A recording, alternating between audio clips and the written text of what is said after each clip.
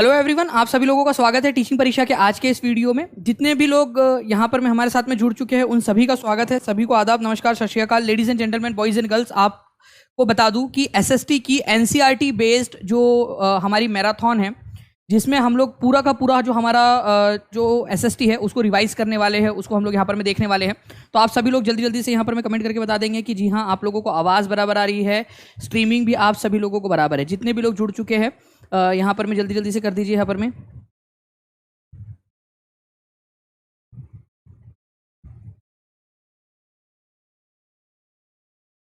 Okay, चलिए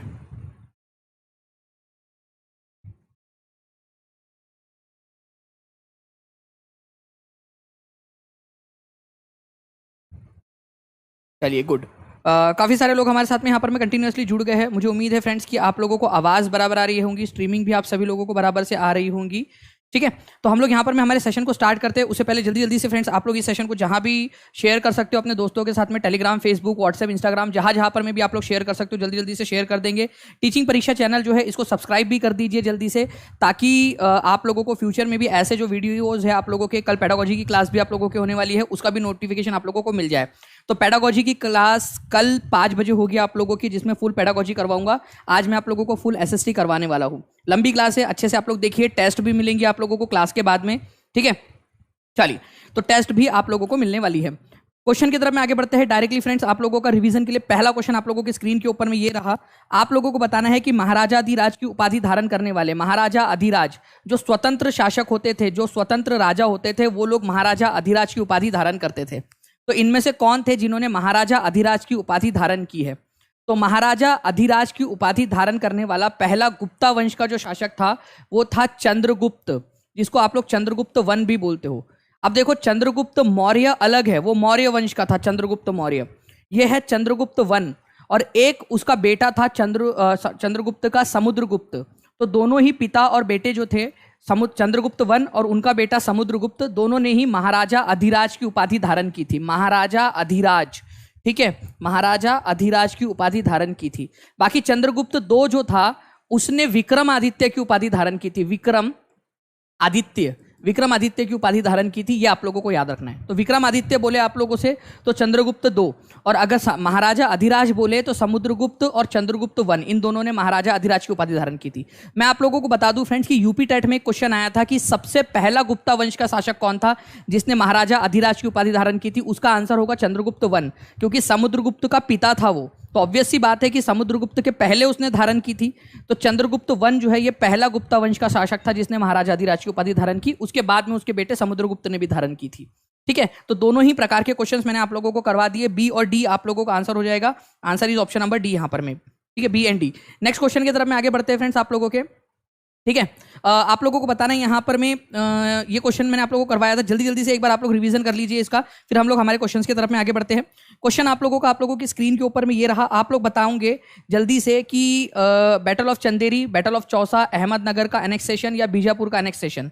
देखिए, अहमदनगर को किसने जीता था, ये अपने आप में क्वेश्चन बनता है 1 नंबर का। 1 नंबर यहाँ जोड़ लीजिए आप लोग। शाहजहां ने जीता था, शाहजहां ने जीता था। आप लोगों को रिवीजन करा रहा हूं आप ही लोगों के लिए फ्रेंड। शाहजहां ने जीता था इसको 1632 में, 1632 में। इसके अलावा बीजापुर को और गोलकुंडा को किसने जीता था? बीजापुर और गोलकुंडा को जीता था औरंगजेब ने, औरंगजेब, ठीक है, औरंगजेब ने जीता था। बीजापुर को उन्होंने जीता था फ्रेंड्स 1685 में, और गोलकुंडा को उन्होंने जीता था 1687 में, 1687 में, ठीक है। तो बीजापुर को औरंगजेब ने जीता था, ठीक है। अहमदनगर को शाहजहां ने जीता था। ये दोनों ही पॉइंट अपने आप में इंपॉर्टेंट है आप लोगों के, दोनों के दोनों याद रखने। क्या इससे ऑप्शन एलिमिनेट हो पा रहे हैं आप लोगों के? सी और डी से, सी की जोड़ी 1 के साथ, डी की जोड़ी 2 के साथ, ठीक है। 1 एंड 2 यहां पर मैं देखिए लग गया आंसर आपका, ऑप्शन नंबर सी हो गया। वैसे चंदेरी की जो लड़ाई थी, बैटल ऑफ चंदेरी, ठीक है, चंदेरी की लड़ाई बाबर और मेदिनी राय के बीच में हुई थी। चंदेरी की लड़ाई बाबर और मेदिनी राय के बीच में, ठीक है, 1528 के अंदर में। और चौसा की लड़ाई हुई थी हुमायूं और शेरशाह सूरी के बीच में 1539 में। हुमायूं और शेरशाह सूरी के बीच में, हुमायूं, बैटल ऑफ चौसा, चौसा की लड़ाई, इसके अंदर में मैंने आपको पूरा डिटेल में एक्सप्लेनेशन दिया है। जितने भी बच्चे हैं प्लीज़ टीचिंग परीक्षा चैनल को सब्सक्राइब करके आप लोग लाइव सेक्शन में जाओगे वहाँ पर में, तो वहाँ आप लोगों को मिलेगा कि कितने सारे अलग अलग क्वेश्चंस के अंदर में मैंने आपको पूरा का पूरा एक्सप्लेन किया। ये एक एक पॉइंट मैंने एक्सप्लेन किया था डिटेल में। याद आ रहा है किसी को? जितने लोगों को याद आ रहा है हाथ ऊपर करके बता देंगे जल्दी जल्दी से कि जी हाँ याद आ रहा है। ठीक है, हाथ ऊपर करके बता देंगे। ओके चलो, इस क्वेश्चन का आंसर कर दीजिए आप लोग यहाँ पर में। मेसोलिथिक या मध्य पाषाण जो है आप लोगों का, उसके बारे में कौन सी वाली बात सही है? मेसोलिथिक या मध्य पाषाण जो है आप लोगों को, उसके बारे में कौन सी वाली बात सही है? मेसोलिथिक या मध्य पाषाण के बारे में कौन सी वाली बात आप लोगों की सही है?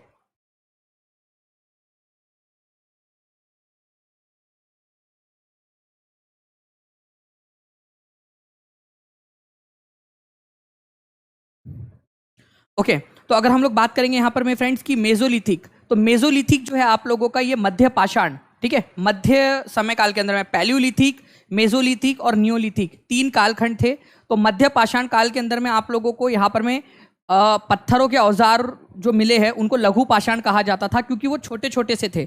छोटे छोटे से औजार या हथियार बनते थे, एकदम एकदम छोटे छोटे से, उंगलियों पर आ जाए इतने छोटे छोटे से। वो मांस को फाड़ने काटने के लिए वो लोग जो है वो इतने फाइन हथियार या माइक्रोलिथ बनाते थे। तो माइक्रोलिथ या लघु पाषाण आप लोगों को कहाँ पर में मिले हैं? माइक्रोलिथ या लघु पाषाण आप लोगों को मिले हैं मेसोलिथिक एज के अंदर में। सही है। इस पत्थर के औजार के आकार में बड़े थे। अरे बड़े कैसे हो सकते हैं? वो नाम में ही लघु है तो बड़े कैसे हो सकते हैं? तो 2 गलत है, तो 2 जहां जहां दिया है उसको काटो। ठीक है, जहां 2 दिया है काटो, यहाँ 2 दिया है और ऑल ऑफ दी अबव में भी 2 दिया है काटो। तो आंसर आप लोगों को ऑप्शन नंबर 1 हो जाएगा केवल, मतलब ऑप्शन नंबर सी हो जाएगा, ओनली 1। ऐसे आप लोग इस क्वेश्चन को कर सकते थे कि इस अवधि के दौरान पुराने किस्म के औजार अनुपस्थित थे। औजार थोड़ी गायब थोड़ी हो जाएंगे। औजार जो पुराने वाले जमाने के थे, पैलियोलिथिक के समय काल के, वो भी कहीं ना कहीं तो पड़े हुए ही होंगे ना, गायब थोड़ी हो जाएंगे। वो उनका भी इस्तेमाल होता था, लेकिन माइक्रोलिथ का इस्तेमाल यहाँ पर में स्टार्ट हो गया था। छोटे छोटे पत्थरों से बने हुए औजार और हथियारों का इस्तेमाल स्टार्ट हो गया था मध्य पाषाण युग के अंदर में। ये वाली बात है आप लोगों की। तो माइक्रोलिथ्स कब इस्तेमाल होने स्टार्ट हुए थे? ये अपने आप में क्वेश्चन बनता है आपका। माइक्रोलिथ, ठीक है, लघु पाषाण, माइक्रोलिथ। तो जो बीच वाला समय काल है ना आप लोगों का, मेसोलिथिक, मेसो या मध्य पाषाण युग जिसको बोलते हो आप लोग, मध्य पाषाण, उस समय की बात है ये आप लोगों की, मध्य पाषाण के समय की बात है।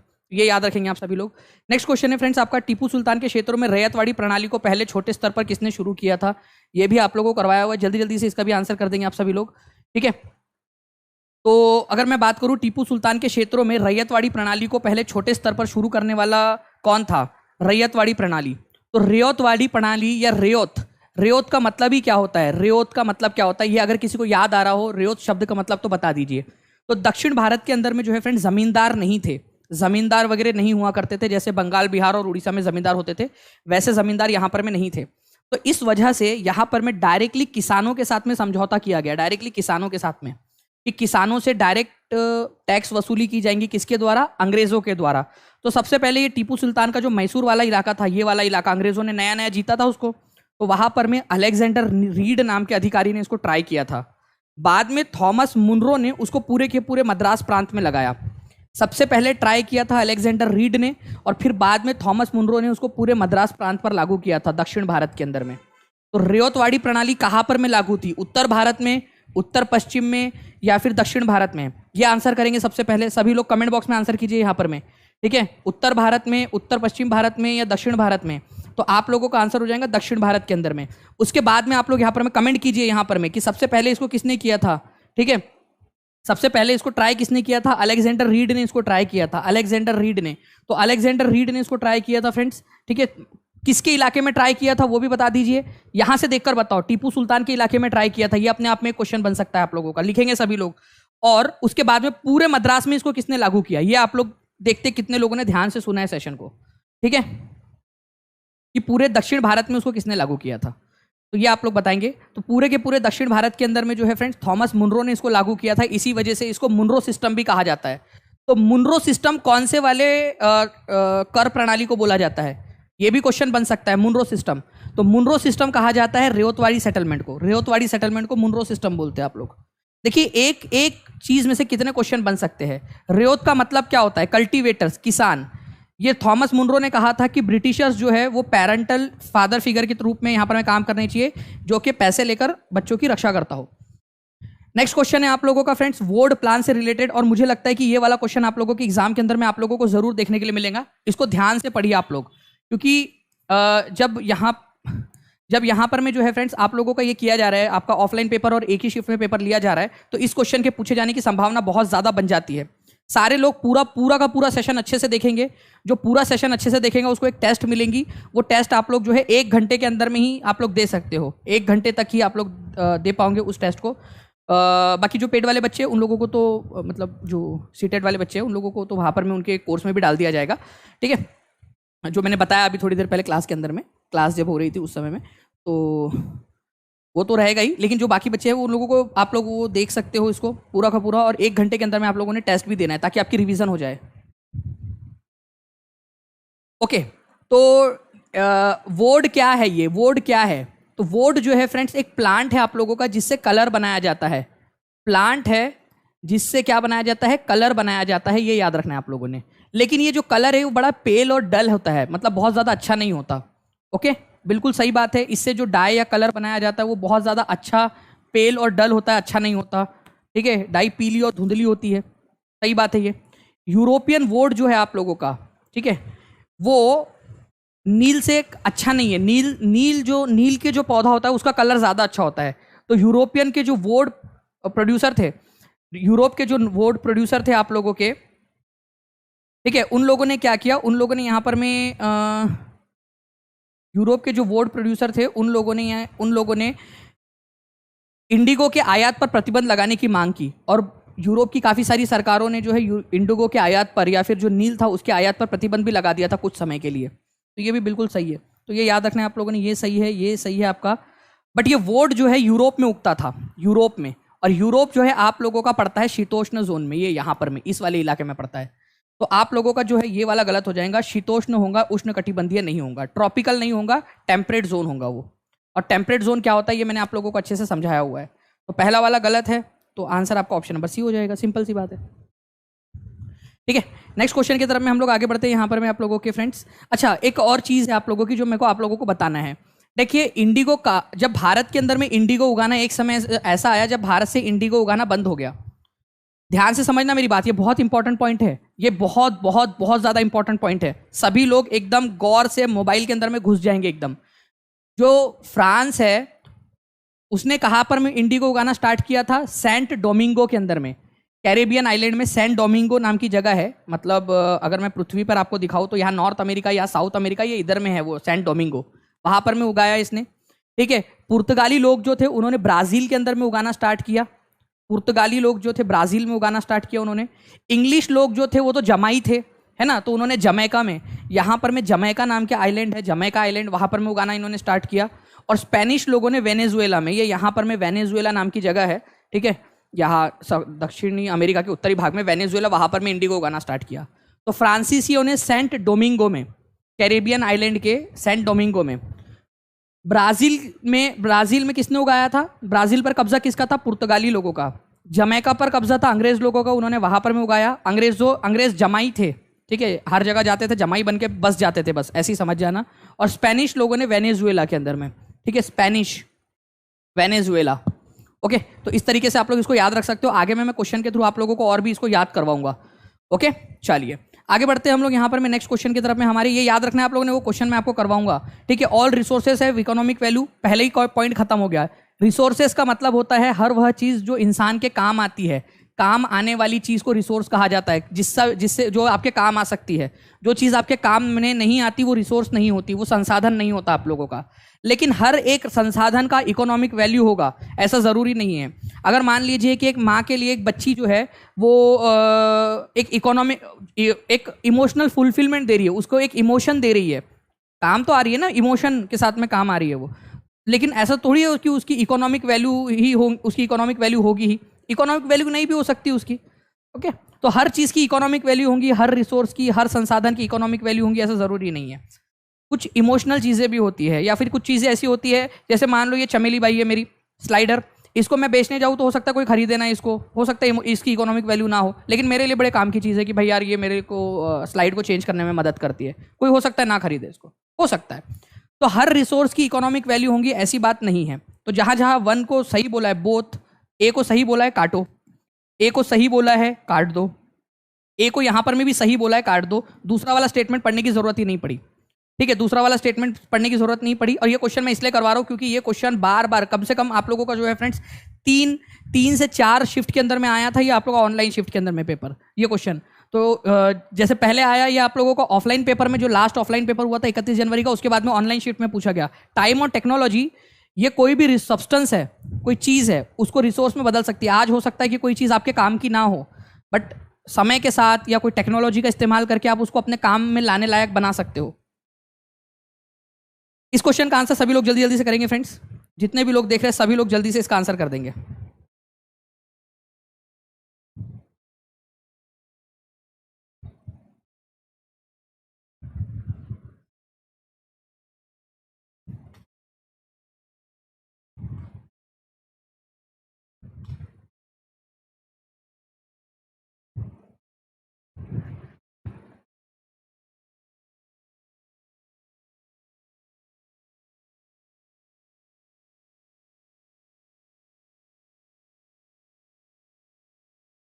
चलिए, तो देखिए फ्रेंड्स, यहाँ पर मैं आप लोगों के आंसर आ गए हैं कि कल्पक्कम जो है आप लोगों का, कल्पक्कम कहाँ पर में है, तारापुर कहाँ है, नरोरा, नेगा। आप लोगों को बताना कौन सा वाला सही तरीके से जोड़ी लगी हुई है।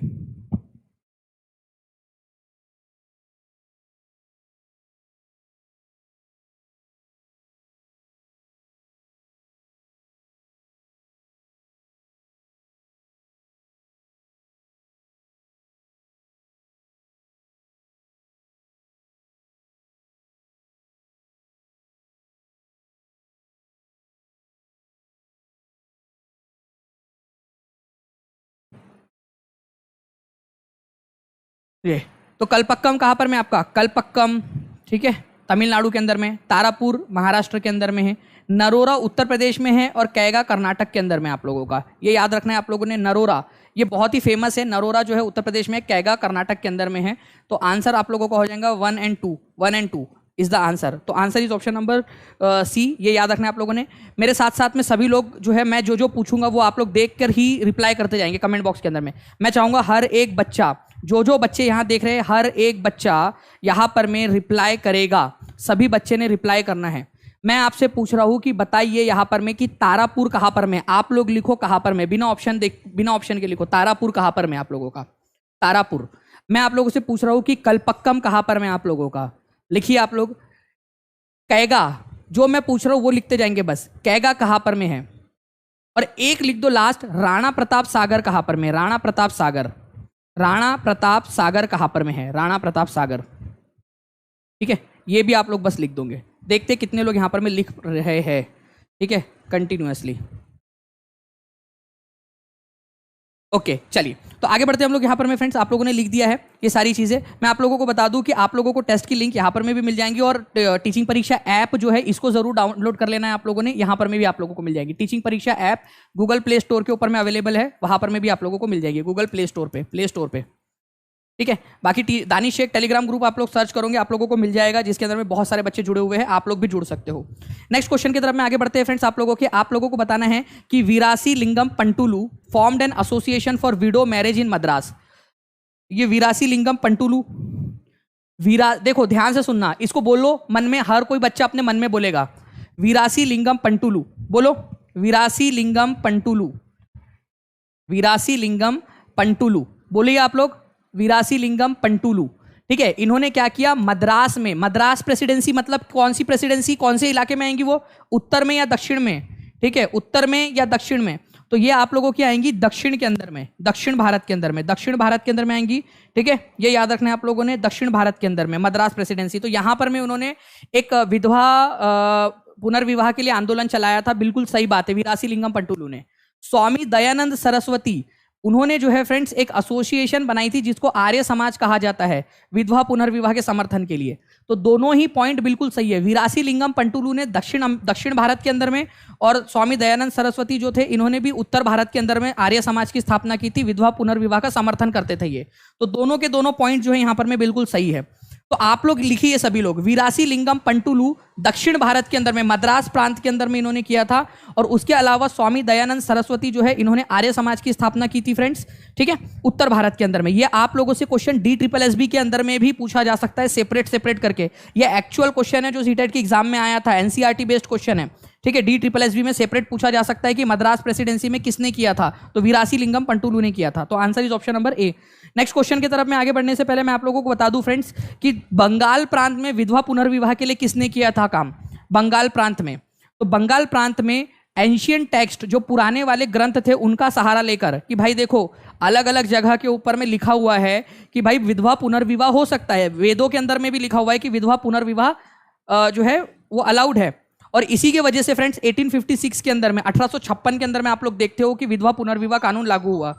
तो विधवा पुनर्विवाह कानून कब लागू हुआ, ये क्वेश्चन अपने आप में एक इंपॉर्टेंट क्वेश्चन है आप लोगों का कि विधवा पुनर्विवाह कानून कब लागू हुआ। हिंदू विडो रीमैरिज एक्ट, सभी लोग लिखो, हिंदू विडो रीमैरिज एक्ट जो है वो लागू हुआ था आप लोगों का 1856 के अंदर में। ईश्वर चंद्र विद्यासागर, एक क्वेश्चन वेरी इंपॉर्टेंट, इन्होंने जो है फ्रेंड्स 1849 के अंदर में लड़कियों के लिए स्कूल्स खोले थे, लड़कियों के लिए स्कूल्स खोले थे। तो आज जो लड़कियां पढ़ रही है, आप देखिए यहाँ पर में ऐसे महापुरुष हुए हैं जिन्होंने आप लोगों के लिए काम किया है। ईश्वर चंद्र विद्यासागर हो जाए, ठीक है, ज्योतिराव फूले हो जाए, सावित्रीबाई फूले उनकी पत्नी, तो इस तरीके से अलग अलग जो लोग थे उन्होंने भारत में आप लोगों के लिए काम किया ताकि आप लोग पढ़ पाए। तो आज पढ़िए, जो उन्होंने त्याग किया है, जो उन्होंने बलिदान दिया है, उसका फायदा मतलब उठाइए और बताइए कि उन्होंने जो मेहनत की थी वो वेस्ट नहीं जा रही है करके। ओके, तो ये बाकी की चीजें मैंने आप लोगों को बता दिया था। नेक्स्ट क्वेश्चन फ्रेंड्स, एक क्वेश्चन है जिन भी बच्चे जो बच्चों को याद आ रहा है वो जल्दी जल्दी से इसका आंसर करते रहेंगे सभी के सभी लोग, क्योंकि ये क्वेश्चन भी मैंने आप लोगों को करवाया हुआ है।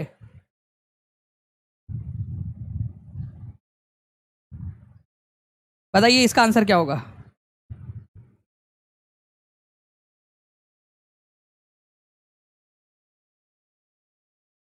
जी, तो देखिए फ्रेंड्स, अगर मैं बात करूं आप लोगों से बेगमपुरी मस्जिद की, तो बेगम, अगर आपको खुश रहना है तो थोड़ा सा पागल बनना पड़ेगा और बेगम की बात सुननी पड़ेगी आप लोगों को। तो मोहम्मद बिन तुगलक को जो है फ्रेंड्स यहाँ पर में पागल राजा कहा जाता है, क्योंकि इसने बहुत सारे फैसले ऐसे लिए जो कि बिल्कुल ही एकदम बेतुके से थे। तो मोहम्मद बिन तुगलक इन्होंने बेगमपुरी मस्जिद बनाई थी, ये याद रख लेना आप लोगों ने, दिल्ली में बेगमपुरी मस्जिद। तो बेगमपुरी मस्जिद किसने बनाई, मोहम्मद बिन तुगलक ने बनाई थी। ये अपने आप में एक इंपॉर्टेंट क्वेश्चन है, ये आप लोग याद रख सकते हो, बेगमपुरी मस्जिद। ओके, याद रहेंगे आप सभी लोगों को, सभी लोग लिख देंगे यहाँ पर में, बेगमपुरी मस्जिद जो है मोहम्मद बिन तुगलक के द्वारा बनाई गई थी। इसके अलावा और भी कुछ मस्जिद है फ्रेंड्स जो आप लोगों ने याद रखना है। उससे पहले मैं आप लोगों को बता दूं, आगे बढ़ने से पहले जितने भी लोग यहाँ पर मैं देख रहे हैं टीचिंग परीक्षा चैनल को जल्दी जल्दी से सब्सक्राइब भी करते रहेंगे फ्रेंड्स आप लोग, ताकि आप लोगों को ऐसे ही वीडियोस, कल मैं आप लोगों को पेडागोजी करवाने वाला हूँ, ठीक है। तो जितने भी बच्चे देख रहे हैं ये सेशन देख रहे हैं, सेशन को लाइक तो आप लोगों ने करना ही करना है, साथ ही साथ आप चैनल को सब्सक्राइब करके बेल आइकन जरूर दबा देना, ताकि आपको फ्यूचर में भी ऐसे ही वीडियोस आपको टाइम टू टाइम मिलते रहे आप सभी लोगों को, ठीक है। चलिए, तो मैं आप लोगों को बता रहा था फ्रेंड्स कि बेगमपुरी मस्जिद जो है वो मोहम्मद बिन तुगलक ने बनाई थी, ठीक है, जहां पनाह नाम का शहर जो उसने बसाया था उसमें। तो एक क्वेश्चन तो यहां पर में ये भी क्लियर हो जाता है कि जहां पनाह नाम का शहर किसने बसाया था। अब आप लोग मेरे को आंसर करो यहाँ पर में, जहां पनाह नाम का शहर किसने बसाया था। तो जहां पनाह नाम का जो शहर है फ्रेंड्स मोहम्मद बिन तुगलक ने बसाया था, ये आप लोगों ने याद करना है। मोठ की मस्जिद, ठीक है, मोठ की मस्जिद जो है ये किसने बनाई थी, तो सिकंदर लोधी के समय में उनके एक मंत्री ने इसको बनाया था। सिकंदर लोधी के समय में मोठ की मस्जिद बनी थी। कुव्वतुल इस्लाम मस्जिद, कुव्वतुल इस्लाम मस्जिद, इसका निर्माण करवाया गया था कुतुबुद्दीन ऐबक के समय में। बाद में इसको एनलार्ज कराया इल्तुतमिश ने और अलाउद्दीन खिलजी ने इसको बड़ा करवाया था। कुतुबुद्दीन ऐबक ने बनाया और उसको बड़ा किसने किया था, इल्तुतमिश और इल्तुतमिश और अलाउद्दीन खिलजी के समय में उसको बड़ा किया गया, ये याद रखना है आप लोगों ने। नेक्स्ट क्वेश्चन, निम्नलिखित में से कौन सा सबसे छोटा प्रवासी पक्षी है जो उत्तरी ध्रुव से भारत आता है, ठीक है, उत्तरी ध्रुव से आता है, ठीक है, नॉर्थ पोल से भारत के तरफ में आता है, यहां से नॉर्थ पोल से भारत के तरफ में आता है, इधर में उड़ के आता है।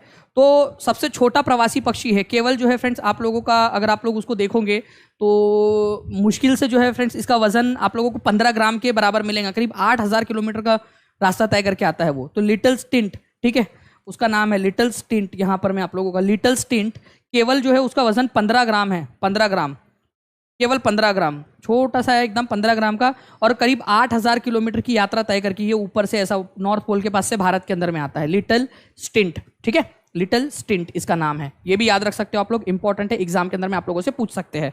ठीक है, नेक्स्ट क्वेश्चन की तरफ में आगे बढ़ते हैं हम लोग। यहाँ पर में आप लोग देख सकते हो एनसीईआरटी के अंदर में दिया है प्रवासी पक्षी के बारे में।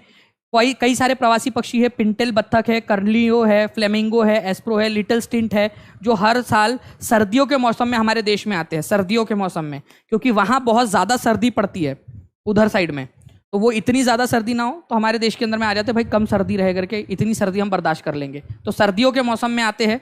उन्हीं में से एक है आपका लिटिल स्टिंट, जो केवल 15 ग्राम का है, 8,000 किलोमीटर जो है वो उड़ के आता है भारत के अंदर में, 8,000 किलोमीटर। चलिए नेक्स्ट क्वेश्चन की तरफ में आगे बढ़ते हैं फ्रेंड्स। महाराजाधिराज की उपाधि धारण करने वाला पहला गुप्त वंश का शासक कौन था? ये यूपी टेट में पूछा गया क्वेश्चन आप लोगों का, डायरेक्ट बताइए आप लोग, मैंने आप लोगों को बताया था। ठीक है, महाराजाधिराज की उपाधि धारण करने वाला पहला गुप्ता वंश का शासक कौन था? सभी लोग जल्दी जल्दी से बता दीजिए। यहां पर में सभी लोगों का, हर एक बच्चा सिर्फ आंसर नहीं करेगा, यहां पर मैं ऑप्शन करने के साथ में उसका नाम भी लिख देगा। सभी लोग कमेंट बॉक्स में, हर एक बच्चा कमेंट बॉक्स में नाम लिखेगा फ्रेंड्स, अगर आप लोग चाहते हो कि आप लोगों का ऐसे ही जो है वो रिवीजन होता रहे आप लोगों का। ठीक है, चलिए तो मैं बता दूं आप लोगों को कि पहला जो शासक था जिसने महाराजाधिराज की उपाधि धारण की थी वो था आप लोगों का चंद्रगुप्त वन। चंद्रगुप्त वन गुप्ता वंश का पहला स्वतंत्र शासक भी था ये भी आप लोग याद रखोगे, इंपॉर्टेंट पॉइंट है, एग्जाम के अंदर में आप लोगों से पूछ सकते हैं।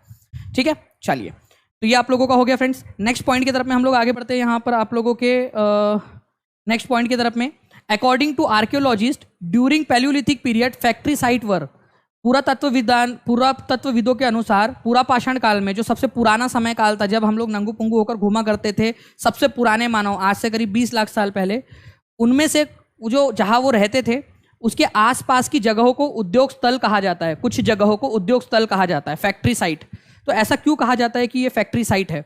तो फैक्ट्री साइट इसलिए कहा जाता है फ्रेंड्स क्योंकि वहां पर में हम लोगों को स्टोन्स मिले हैं, मतलब पत्थर मिले हैं, और वहां पर में पत्थर के टुकड़े आप लोगों को मिले जहां पर में ये लोग पत्थरों के टूल्स बनाते होंगे।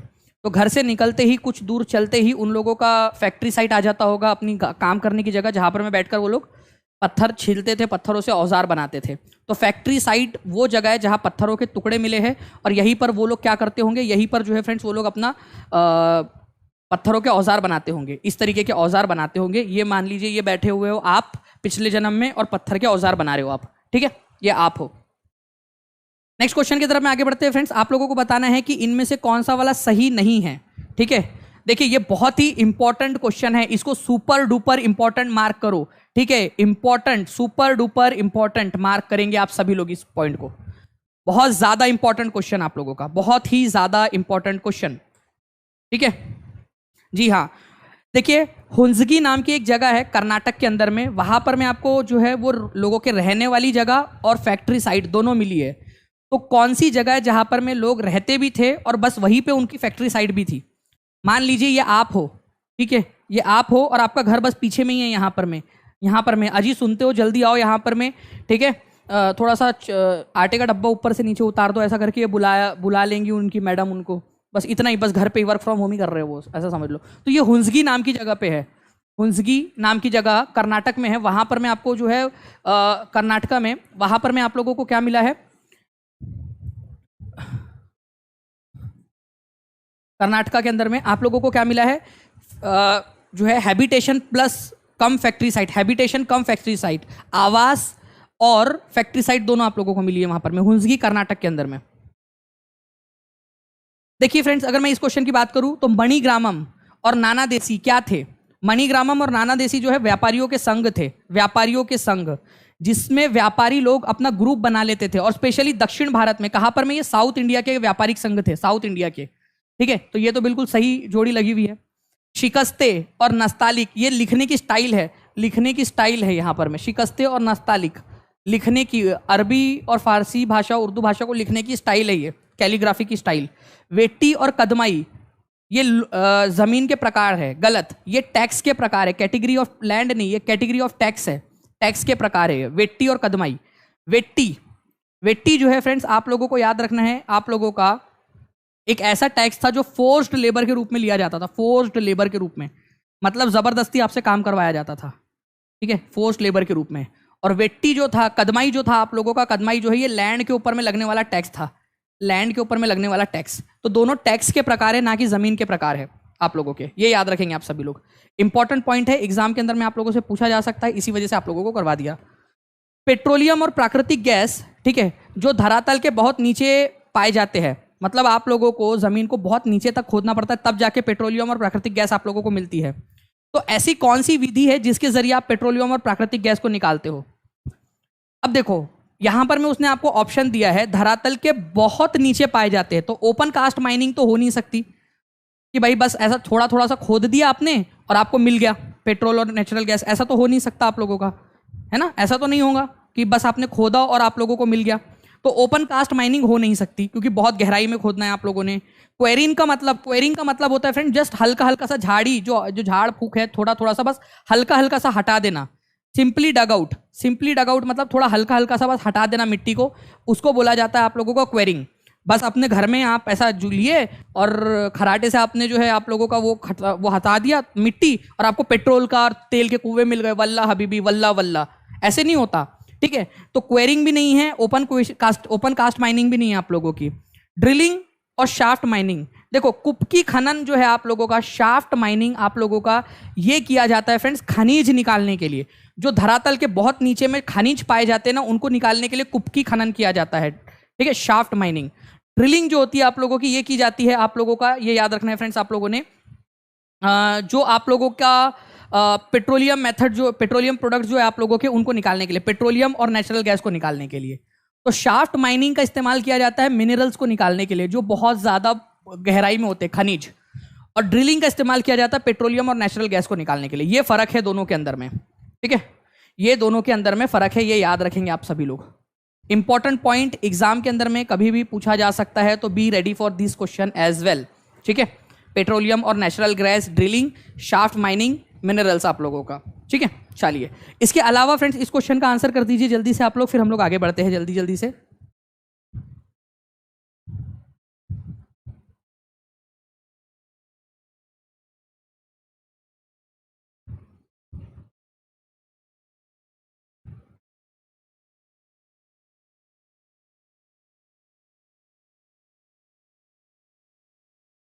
आंसर कर देंगे सभी लोग जल्दी जल्दी से फ्रेंड्स इस क्वेश्चन का, जितने भी लोग देख रहे हैं।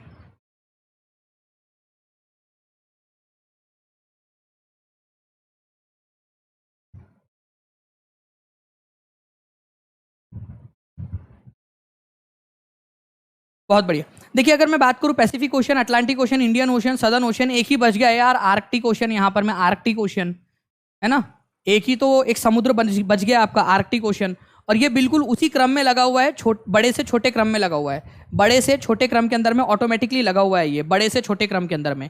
तो प्रशांत महासागर, अटलांटिक महासागर, इंडियन ओशन, सदर्न ओशन और आर्कटिक ओशन, बड़े से छोटे क्रम के अंदर में आप लोगों का ये ऑटोमेटिकली लगा हुआ है, ये याद रखना है आप सभी लोगों ने। बाकी फ्रेंड टीचिंग परीक्षा इंस्टाग्राम के ऊपर में भी मौजूद है, तो टीचिंग परीक्षा को आप लोग इंस्टाग्राम के ऊपर में भी सर्च कर सकते हो। सिंपली आप लोगों ने सर्च करना है टीचिंग परीक्षा इंस्टाग्राम पे, ताकि आप लोगों को वहां पर में भी बहुत सारा जो भी इंपॉर्टेंट आप लोगों के लिए डाली जाती है चीज़ें, वो भी आप लोग उसका आनंद ले सके, वो बिल्कुल फ्री है आप लोगों के लिए, सब लोग वहां पर में डालते रहते हैं चीज़ें। नेक्स्ट क्वेश्चन आप लोगों का, कावेरी रिवर डिस्प्यूट कौन से दो राज्यों के बीच में है? कावेरी नदी का जो डिस्प्यूट है वो कौन से दो राज्यों के बीच में है, ये आप लोगों ने बताना है। तो कावेरी नदी जो है फ्रेंड्स, ये आपकी सबसे पहली बात तो निकलती कहाँ से है? भारत के कौन से राज्य से कावेरी नदी का उद्भव होता है? कावेरी नदी का उद्भव होता है कर्नाटक राज्य से, ये कर्नाटक राज्य है, यहाँ से होता है। और यहाँ पर में वो फिर बाद में तमिलनाडु राज्य के अंदर में एंटर करती है और फिर बंगाल की खाड़ी में जाकर मिल जाती है, बंगाल की खाड़ी में जाकर मिल जाती है। तो आप लोगों का कर्नाटक और आंध्र प्रदेश, ठीक है, तो कर्नाटक और तमिलनाडु और कर्नाटक के बीच में है, तो यहाँ पर में आपका तमिलनाडु राज्य है। तो कर्नाटक और तमिलनाडु के बीच में जो है यहाँ पर में ये आपका ये पूरा का पूरा क्या है, जल विवाद है, कावेरी जल विवाद। तो कर्नाटक से निकलती है, तमिलनाडु में जाती है और फिर बाद में बंगाल की खाड़ी में जाकर मिल जाती है। तो कर्नाटक और Tamil Nadu is the answer, D is the correct answer. यहां आप देख सकते हो फ्रेंड्स, यहां से ये नदी निकलती है, ये एक डैम बना हुआ है। ये क्वेश्चन बहुत ही इंपॉर्टेंट है, इसको सुपर डुपर इंपॉर्टेंट मार्क करो आप सभी लोग लिखेंगे कृष्णराज सागर डैम। पहली बात तो यह है कि कृष्णराज सागर डैम आप लोगों का कौन से नदी के ऊपर में बना हुआ है? कृष्णराज सागर डैम। नेट बहुत स्लो है सर, ऑफलाइन क्लास देखनी पड़ेगी, टेस्ट का टाइम बढ़ा दीजिए प्लीज़। ठीक है सोनी सिंह जी, मैं टेस्ट का टाइम जो है वो बढ़ा दूंगा, इसको 2 घंटे कर लेते हैं हम लोग, ठीक है, ताकि आप जो है, या 3 घंटे कर लेते हैं ताकि आप लोग जो है ज़्यादा से ज़्यादा लोग जो है टेस्ट दे सके, ठीक है। चलिए, तो टेस्ट का टाइम जो है वो यहाँ पर मैं आपका बढ़ा देंगे, टेस्ट का टाइमिंग को।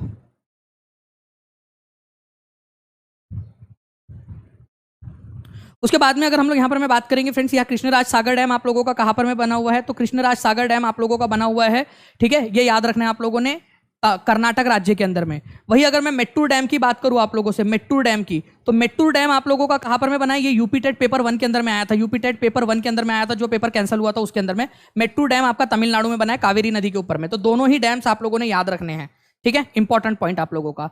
इन which city cotton was most probably grown, सबसे पहले कपास की खेती कहां पर में की गई थी, तो कपास की खेती सबसे पहले अगर कहीं पे की गई थी तो वो की गई थी आप लोगों की मेहरगढ़ में। आप लोग मेरे को कमेंट करके बताएंगे ये मेहरगढ़ आज कौन से देश के अंदर में पाया जाता है, कौन से देश में, और उस देश का भी कौन सा राज्य है जहां पर में ये पाया जाता है आप लोगों का, ठीक है। चलिए, तो ये आप लोग मुझे बता सकते हो, ये सारी की सारी चीजें आप लोग देखते हैं कितने लोग यहाँ पर में इस क्वेश्चन का आंसर कर पाते हैं, ठीक है। मैं वेट करो आप लोगों के यहाँ पर क्वेश्चन का, आप लोगों के आंसर का, कि भाई कौन कितना जल्दी जल्दी से आंसर यहाँ पर में कर पाता है। नेक्स्ट पॉइंट की तरफ में अगर हम लोग यहाँ पर में बात करें फ्रेंड्स आप लोगों के, ठीक है, नेक्स्ट पॉइंट की तरफ में अगर हम लोग यहाँ पर में बात करें आप लोगों के, तो मेहरगढ़ में होता है आप लोगों का, ये तो हो गया, पाकिस्तान के अंदर में है, पाकिस्तान के बलूचिस्तान प्रांत के अंदर में, ठीक है, पाकिस्तान के बलूच। कितने साल पहले उगाया गया था, 7000 साल पहले उगाया गया था, ये याद रखना है आप लोगों ने। इस क्वेश्चन का आंसर जिसने कर डाला उसकी लाइफ झिंगा लाला। जल्दी जल्दी से बताइए इस क्वेश्चन का आंसर क्या होगा।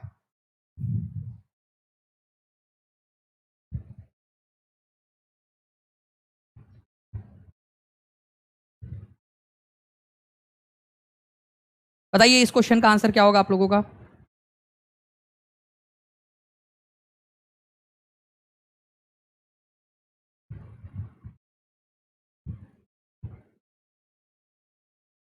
जी, तो देखिए अगर मैं बात करूं आप लोगों से, सिंह सभा, सिंह सभा जो है फ्रेंड्स ये सिखों के अंदर में एक आंदोलन था। सिंह सभा जो है सिखों के अंदर में एक आंदोलन था, जो कि सिखों के अंदर में बनाया गया था, सिखों के उत्थान के लिए, ना कि ब्रिटिशर्स के अगेंस्ट। मान लीजिए कि सिख समुदाय है, सिंह समुदाय या सिख समुदाय, उनमें जो है काला जादू और बहुत सारे सुपरस्टिशंस, अंधविश्वास फैल गए हैं, तो उसके लिए बनाया था, ना कि ब्रिटिशर्स के खिलाफ। तो ये आपका एनसीईआरटी बेस्ड है, डायरेक्ट DSSB में भी आ सकता है कि सिंह सभा आंदोलन किस वजह से हुआ था, तो ब्रिटिशर्स के खिलाफ नहीं हुआ था, ये आप लोगों का हुआ था सिख धर्म के अंदर में जो सुपरस्टिशन फैला हुआ है उससे छुटकारा पाने के लिए। ओके, कास्ट डिस्टिंक्शन, बेसिकली आपसे बोला है कि why were Singh Sabha formed, इधर में दिए हुए ऑप्शन, तो ए को एलिमिनेट कर दो आप, जहां जहां ए है, ब्रिटिशर्स से उनका कोई लेना देना नहीं था, तो आंसर आपका ऑप्शन नंबर बी हो जाएगा। सिखों में प्रचलित अंधविश्वासों से छुटकारा पाने के लिए, जाति प्रतिष्ठा और भेदभाव की प्रथाओं को समाप्त करने के लिए, और सिखों में शिक्षा का प्रसार करने के लिए, ये मेन रीजंस थे आप लोगों के, जो मेन रीजंस थे जिसकी वजह से यहाँ पर आपका ये किया गया था, ठीक है। तो आंसर आप लोगों को हो जाएगा ऑप्शन नंबर बी। पहली जो सिंह सभा थी आपकी, फर्स्ट सिंह सभा, ये 1873 के अंदर में अमृतसर के अंदर में आयोजित हुई थी। ये लिखो सभी लोग कमेंट बॉक्स में, हर एक बच्चा कमेंट बॉक्स में यहां पर में लिख देगा कि सिंह सभा जो है आप लोगों की पहली कहां पर में आयोजित हुई थी। सभी लोग लिखिए जल्दी जल्दी से, एक बार सभी का यहां पर में कमेंट का इंतजार है मुझे।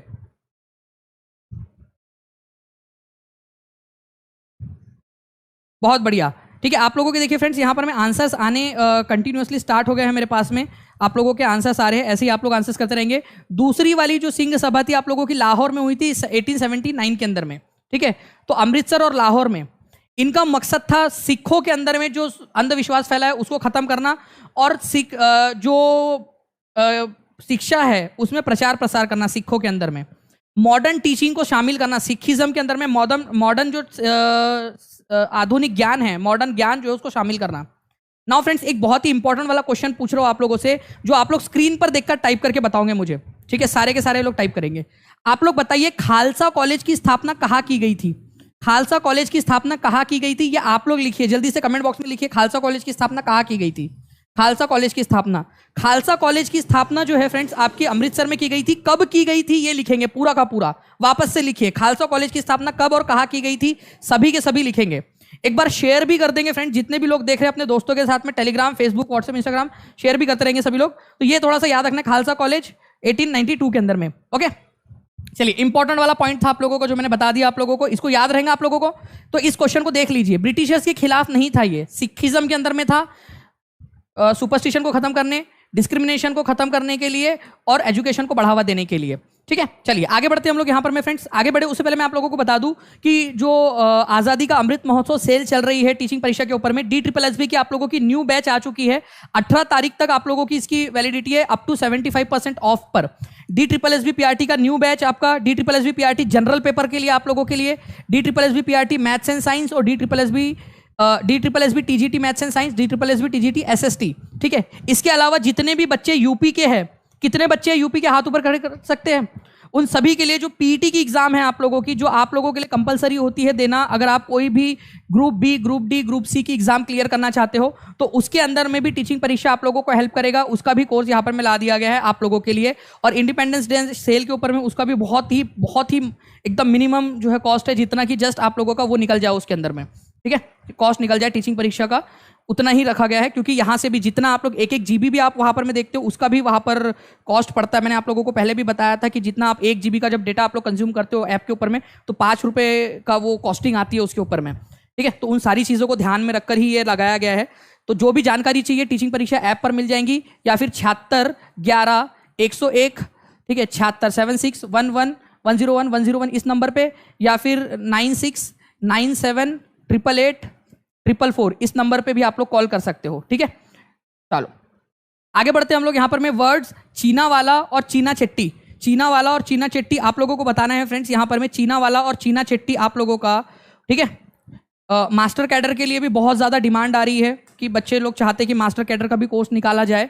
उसके ऊपर में भी विचार किया जा रहा है मास्टर कैडर के ऊपर में। ठीक है, जितने ज़्यादा बच्चे रहेंगे उतना ज़्यादा जो है मास्टर कैडर, क्योंकि पूरे ऑल ओवर इंडिया से ही अलग अलग जो स्टेट्स है उनकी डिमांड आ रही है कि सर टीचिंग परीक्षा से पढ़ना है और टीचिंग परीक्षा प्लीज़ उसके लिए निकालें। तो उसके ऊपर में भी विचार विमर्श चल रहा है। तो यहाँ पर मैं बताइए आप लोग कि चीना वाला और चीना चट्टी, ठीक है, चीना वाला और चीना चट्टी जो है फ्रेंड्स, ये केरल के अंदर में आप लोगों का इसका इन्फ्लुएंस देखने के लिए मिलता है।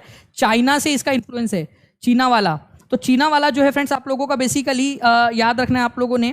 ठीक है, और चीना चट्टी ये यूटेंसिल्स है, कुछ आप लोगों के यूज़ करने वाले, डेली लाइफ के अंदर में यूज़ करने वाली चीज़ें आप लोगों की, जो कि चाइना से इन्फ्लुएंस होकर केरल के अंदर में आप लोगों को देखने के लिए मिलती है। मेगालिथ्स का मतलब क्या होता है आप लोगों को, ये आप लोगों को बताना है। मेगालिथ्स का मतलब, ठीक है, तो मेगालिथ का मतलब क्या होता है, जल्दी जल्दी से बताइए आप लोग।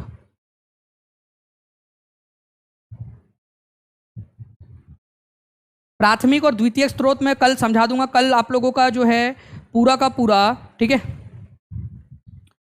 कल पूरा का पूरा आप लोगों का जो है पेडागोजी होने वाला है। तो सभी लोग डॉट 5 बजे आ जाएंगे, जैसे आज कर रहा हूँ मैं वैसे ही कल भी आप लोगों के लिए करूँगा। 5 बजे डॉट आ जाएंगे आप सभी लोग, जिसमें हम लोग सारा का सारा पेडागोजी और जितने भी क्वेश्चन है वो सारे करेंगे हम लोग। महापाषाण, महा का मतलब क्या होता है, ठीक है, महा का मतलब होता है आप लोगों का, ठीक है, बड़ा, ठीक है, बड़ा, और पाषाण का मतलब होता है पत्थर। तो महापाषाण पत्थर, इसका इस्तेमाल किया जाता था कि अगर कोई मर गया है, ठीक है, और उसको दफना दिया गया है, तो उसके आसपास में बड़े बड़े ऐसे पत्थर रख दिए जाते थे, ऐसे पत्थर उसके आसपास में रख दिए जाते थे। तो बरियल साइट, कब्रगाहों के रूप में चिन्हित करने के लिए बनाया जाता था कि भाई यहाँ कोई मरा हुआ है, यहाँ पर मैं मत बैठो, नहीं तो पता चले कि 2 निब्बा निब्बी बैठे हुए हैं यहाँ पर मैं उस पत्थर के ऊपर में, ठीक है, और बात कर रहे हैं यहाँ पर मैं, सुनो ना, ठीक है, मेरे घर पे आके बात कब कर रहे हो तुम।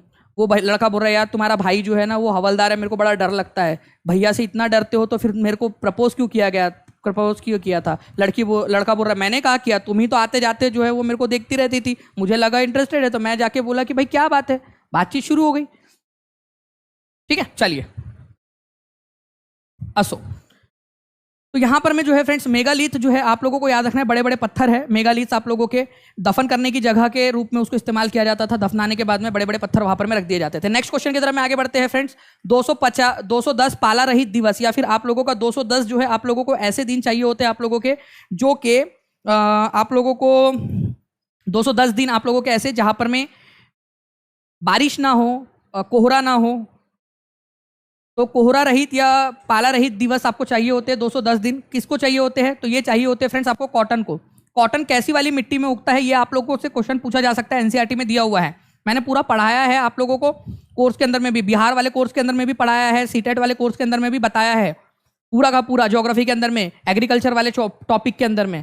ठीक है, तो हमने देखा था कि मिट्टी कौन सी चाहिए होती है, इसको ब्लैक सॉइल चाहिए होती है, ब्लैक सॉइल, या फिर एल्यूवियल सॉइल चाहिए होती है, एलुवियल, ठीक है, जलोढ़ मिट्टी जिसको बोलते हो आप लोग, जलोढ़ मिट्टी जिसको बोलते हैं। मेनली एक काली मिट्टी के अंदर में सबसे अच्छा उगता है आप लोगों का, काली मिट्टी को और एक नाम से जाना जाता है, जिसने इसका आंसर कर डाला उसकी लाइफ झिंगा लाला। वो बताएंगे आप लोग काली मिट्टी को और किस नाम से जाना जाता है, ये बताइए जल्दी जल्दी से आप सभी लोग। काली मिट्टी को तो आप लोगों का कपास की वृद्धि जो है ये उच्च तापमान, हल्की वर्षा, और देखो हल्की वर्षा चाहिए, ज्यादा पानी नहीं चाहिए इसको, ठीक है, ज्यादा पानी होगा खराब हो जाएगा, और 210 दिन कम से कम जो है पाला रहित, या फिर आप लोगों का कोहरा वगैरह नहीं होना चाहिए, पानी नहीं होनी चाहिए, नमी नहीं होनी चाहिए हवा के अंदर में, और तेज धूप होनी चाहिए।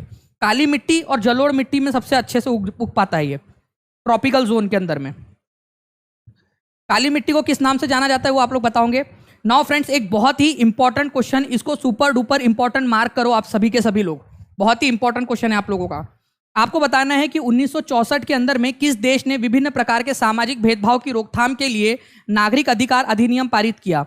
1964 के अंदर में किस देश ने, वेरी वेरी वेरी इंपॉर्टेंट ये क्वेश्चन आपका DSSB में भी आया था फ्रेंड्स, आप लोगों का PRT के अंदर में, GS में, और उसके अलावा आपका CTET का ऑनलाइन शिफ्ट में भी आया हुआ ये क्वेश्चन है आपका, क्योंकि NCERT बेस्ड है आपका। तो आपको याद रखना है फ्रेंड्स कि America, United states of America, वो रोजा पार्क्स को पहचानते हो आप लोग, रोजा पार्क्स को। रोजा पार्क्स जो थी उसने जो है सीट खाली करने से मना कर दिया था, उठने से मना कर दिया था उसने, वो अफ्रीकन मूल की थी, उससे जो है वो सिविल राइट्स मूवमेंट चल गया था। फिर बाद में सिविल राइट्स एक्ट कब पास हुआ था, 1964 में। एक बहुत ही इंपॉर्टेंट पॉइंट, ये सिविल राइट्स एक्ट अमेरिका में कौन से साल में पास हुआ था, USA के अंदर में।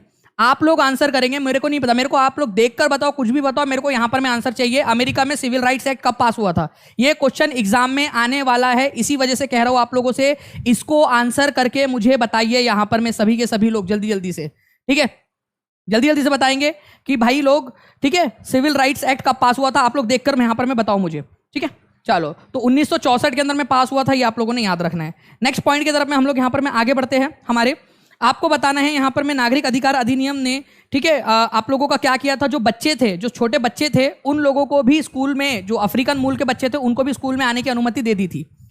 विच high court was not among the first 3 high court establish in India in 1862।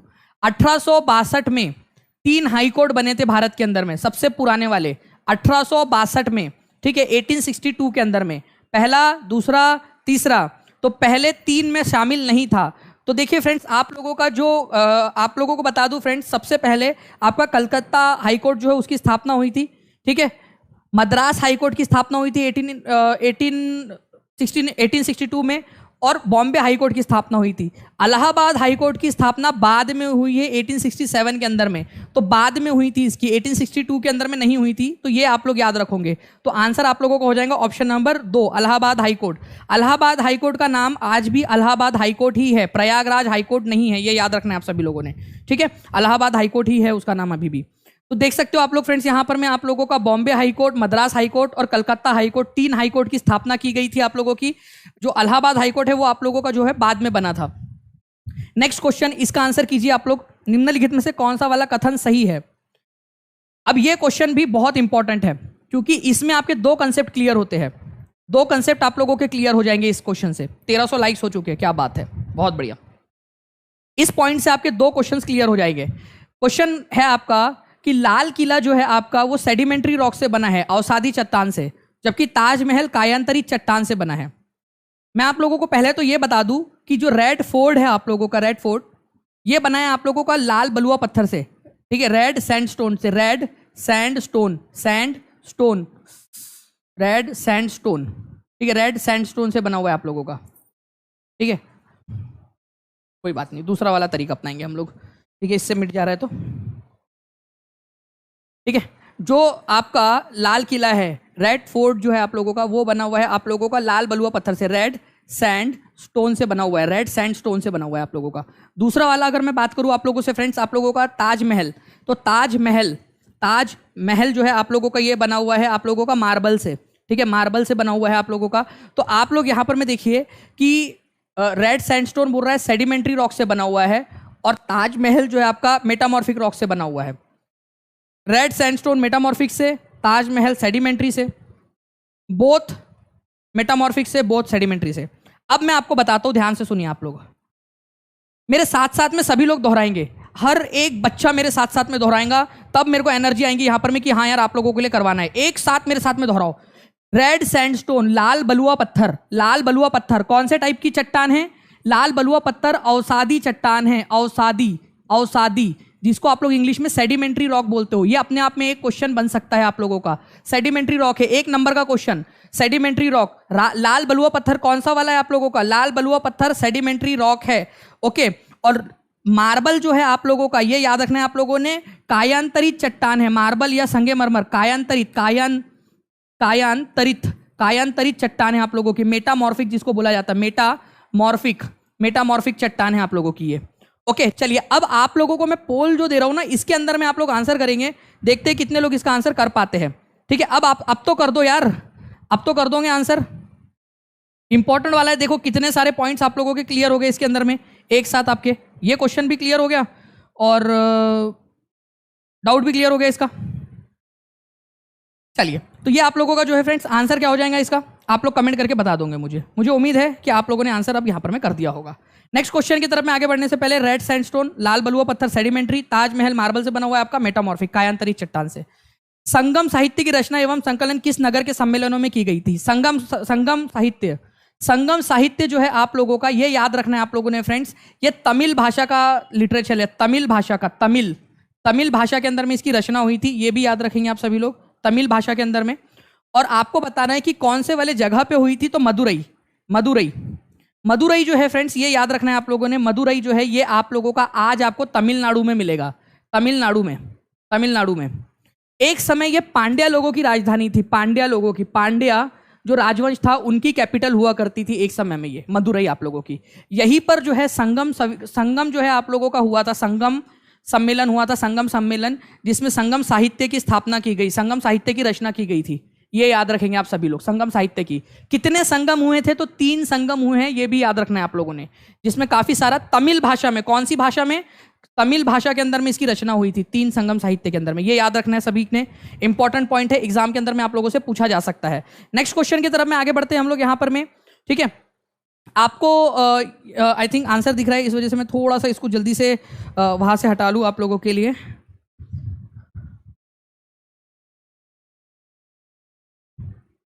क्योंकि एग्जाम में पूछा गया क्वेश्चन है और मुझे लगता है कि आप लोगों ने वो क्वेश्चन अच्छे से करना चाहिए आप लोगों ने। और फिर उसके बाद में जो बच्चे स्टार्टिंग से एकदम जुड़े हुए अच्छे से देख रहे हैं, उन लोगों के लिए भी एक बहुत ही बेहतरीन वाला क्वेश्चन आप लोगों का। आपको बताना है कि आप स्थानांतरित कृषि के बारे में चर्चा कर रहे हैं। आपको यह दर्शाना है कि कहां पर झूमिंग एवं मिल्पा की जाती है, झूमिंग कहां पर में की जाती है और मिल्पा कहां पर में की जाती है, ये आप लोगों को बताना है। आप विद्यार्थियों से विश्व मानचित्र पर किन देशों को अंकित करने के लिए कहेंगे? देखिए, ये पेडागोजिकल टाइप का क्वेश्चन भी बन जाता है आप लोगों का, तो आप लोग बताइए इसका आंसर क्या होगा।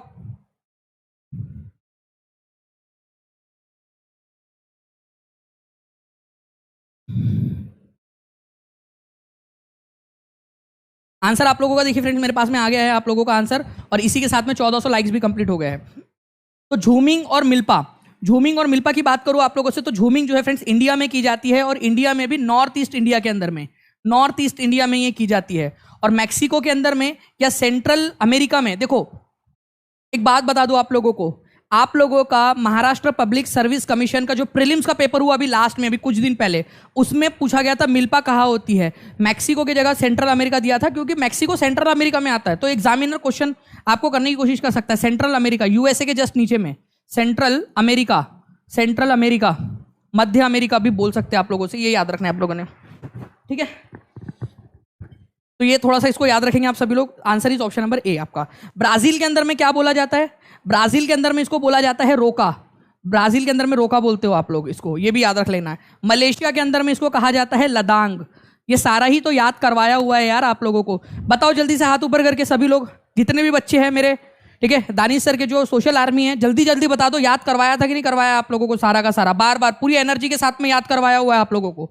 1 घंटा हो गया है आप लोगों का, और पूरी की पूरी एनर्जी अभी भी मैं दिया हुआ हूं। और ऐसे ही मैं उम्मीद करता हूं कि सारे के सारे 1650 बच्चे एक साथ लाइक एंड शेयर मार देंगे सेशन को, ताकि मेरी एनर्जी आगे में भी ऐसी ही बनी रहे। सारे के सारे बच्चे एक साथ लाइक एंड शेयर मार दीजिए, सारे के सारे लोग शेयर मार दीजिए। एक एक जगह पे भी एक एक बच्चे ने शेयर कर दिया तो 2000 का आंकड़ा पार हो जाएगा यहाँ पर में। सारे के सारे 1650 लोग बच्चे जल्दी जल्दी से हर एक जगह पे शेयर कर देंगे। यही आप लोगों की गुरु दक्षिणा है यहाँ पर मैं फिलहाल में।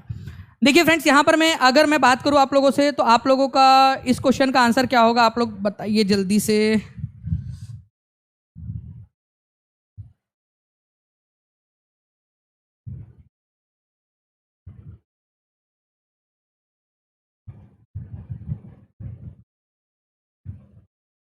इसे क्वेश्चन को ही बदल देते, जस्ट अ सेकेंड।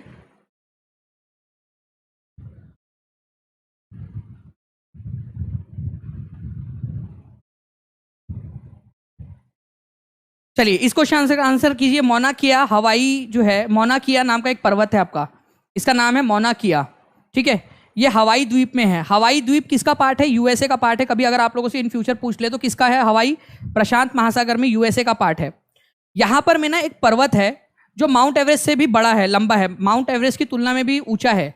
लेकिन बेचारे की किस्मत खराब है कि ये जो है समुद्र के नीचे में है, और माउंट एवरेस्ट की बात करेंगे तो ये समुद्र स्तर से ऊपर में है। जबकि एक्चुअल में इन दोनों की हाइट जो है आप देखोगे तो ये मौना किया बड़ा है। तो ये प्रशांत महासागर में है, हवाई द्वीप के पास में। ये आप लोगों ने याद रखना था, हवाई द्वीप के पास में मौना की। इंपॉर्टेंट पॉइंट एग्जाम के अंदर में आप लोगों से पूछा जा सकता है। Answer is option number B आप लोगों का। तो मौना की कहाँ है? हवाई द्वीप में है, प्रशांत महासागर में। हवाई द्वीप यूएसए का पार्ट है, ये भी याद रखना है आप लोगों ने। ठीक है, चलिए नाउ यहाँ पर आप थोड़ा सा कंपैरिजन देख सकते हो। माउंट एवरेस्ट जो है आप लोगों का लगभग 8,848 मीटर, हम राउंड फिगर में 50 मीटर बोल सकते हैं, 8,848 की जगह पे 8,850। और यहाँ मौनाकी की बात करेंगे तो 10,203 मीटर ये ऊंचा है, माउंट एवरेस्ट से भी ऊंचा है, लेकिन ये जमीन के अंदर में धंसा हुआ है। सॉरी, जमीन बोलो, समुद्र के अंदर में, प्रशांत महासागर में धंसा हुआ है। नेक्स्ट क्वेश्चन की तरफ में आगे बढ़ते हैं फ्रेंड्स। 17वीं शताब्दी तक पुर्तगालियों ने नील की खेती कहाँ शुरू की थी? आपको बताया हुआ है मैंने एक एक चीज स्टार्टिंग से। जो बच्चा स्टार्टिंग से जुड़ा हुआ है, जितने भी बच्चे स्टार्टिंग से जुड़े हुए हैं हाथ ऊपर कर देंगे यहाँ पर में। ठीक है, स्टार्टिंग से by the 17th century Portuguese began cultivating indigo in. 17वीं शताब्दी तक पुर्तगालियों ने नील की खेती कहाँ शुरू की थी? तो 17वीं शताब्दी तक पुर्तगालियों ने जो नील की खेती थी वो शुरू की थी फ्रेंड्स आप लोगों की ब्राजील के अंदर में। ठीक है, पुर्तगाली ब्राजील, पुर्तगाल ब्राजील। ठीक है, इसके अलावा अगर मैं बात करूं जमैका की, तो यहां पर मैं रिवीजन कर सकते हैं, हर कोई बच्चा रिवीजन कर सकता है मेरे साथ में। मेरी एनर्जी कम नहीं होने देना। यहाँ पर मैं सारे के सारे लोग एकदम लाइक एंड शेयर करते रहेंगे फ्रेंड्स, तभी एनर्जी आएंगी। देखिए यहाँ पर मैं पीछे से शशि सर भी आ गए हैं और वो भी चाह रहे हैं कि आपका 2000 पार हो जाए। अगर मेरी एनर्जी बनी रहने चाहते हो आप लोग तो हर एक बच्चा लाइव देख रहा है, ऑफलाइन देख रहा है, शेयर जरूर करते रहना उसने, और कमेंट में आंसर करते रहेंगे। जमैका, ठीक है, ब्रिटिशर्स, ठीक है, ब्रिटिशर्स आप लोगों का जमैका। कैरेबियन आइलैंड के अंदर मैं आप लोगों को बता दूं फ्रेंड्स, फ्रांस लोग, फ्रेंच लोग, फ्रेंच या फ्रांस। और वेनेजुएला के अंदर में स्पेन, स्पेन, ये भी याद रख सकते थे आप लोग, सारा का सारा मैंने चारों आप लोगों को बता दिया। एक बार फिर से लास्ट में पूछूंगा ये सवाल आप लोगों से, लास्ट में फिर से पूछ लूंगा, ठीक है, ताकि आप लोगों से फिर से पूछ सकूं कि कौन सा वाला कहा था, बिना ऑप्शन के पूछूंगा नेक्स्ट बार यहाँ पर मैं आप लोगों से। ठीक है, चलिए याद रखना है आप सभी लोगों ने ये कौन कौन सी चीज कहाँ पर में थी।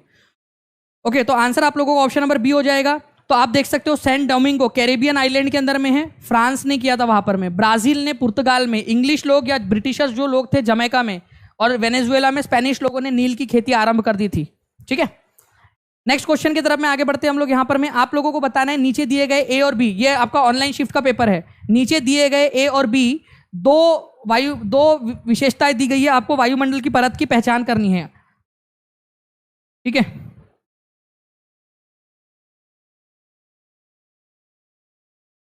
दो विशेषताएं दी गई है, दोनों विशेषताओं के आधार पर आप लोगों को वायुमंडल की परत की पहचान करनी है। Ionosphere is a part of this layer, ionosphere इस मंडल का पार्ट है आप लोगों का, इस परत का पार्ट है। This layer helps in radio transmission, ये लेयर जो है आप लोगों का रेडियो ट्रांसमिशन में मदद करती है।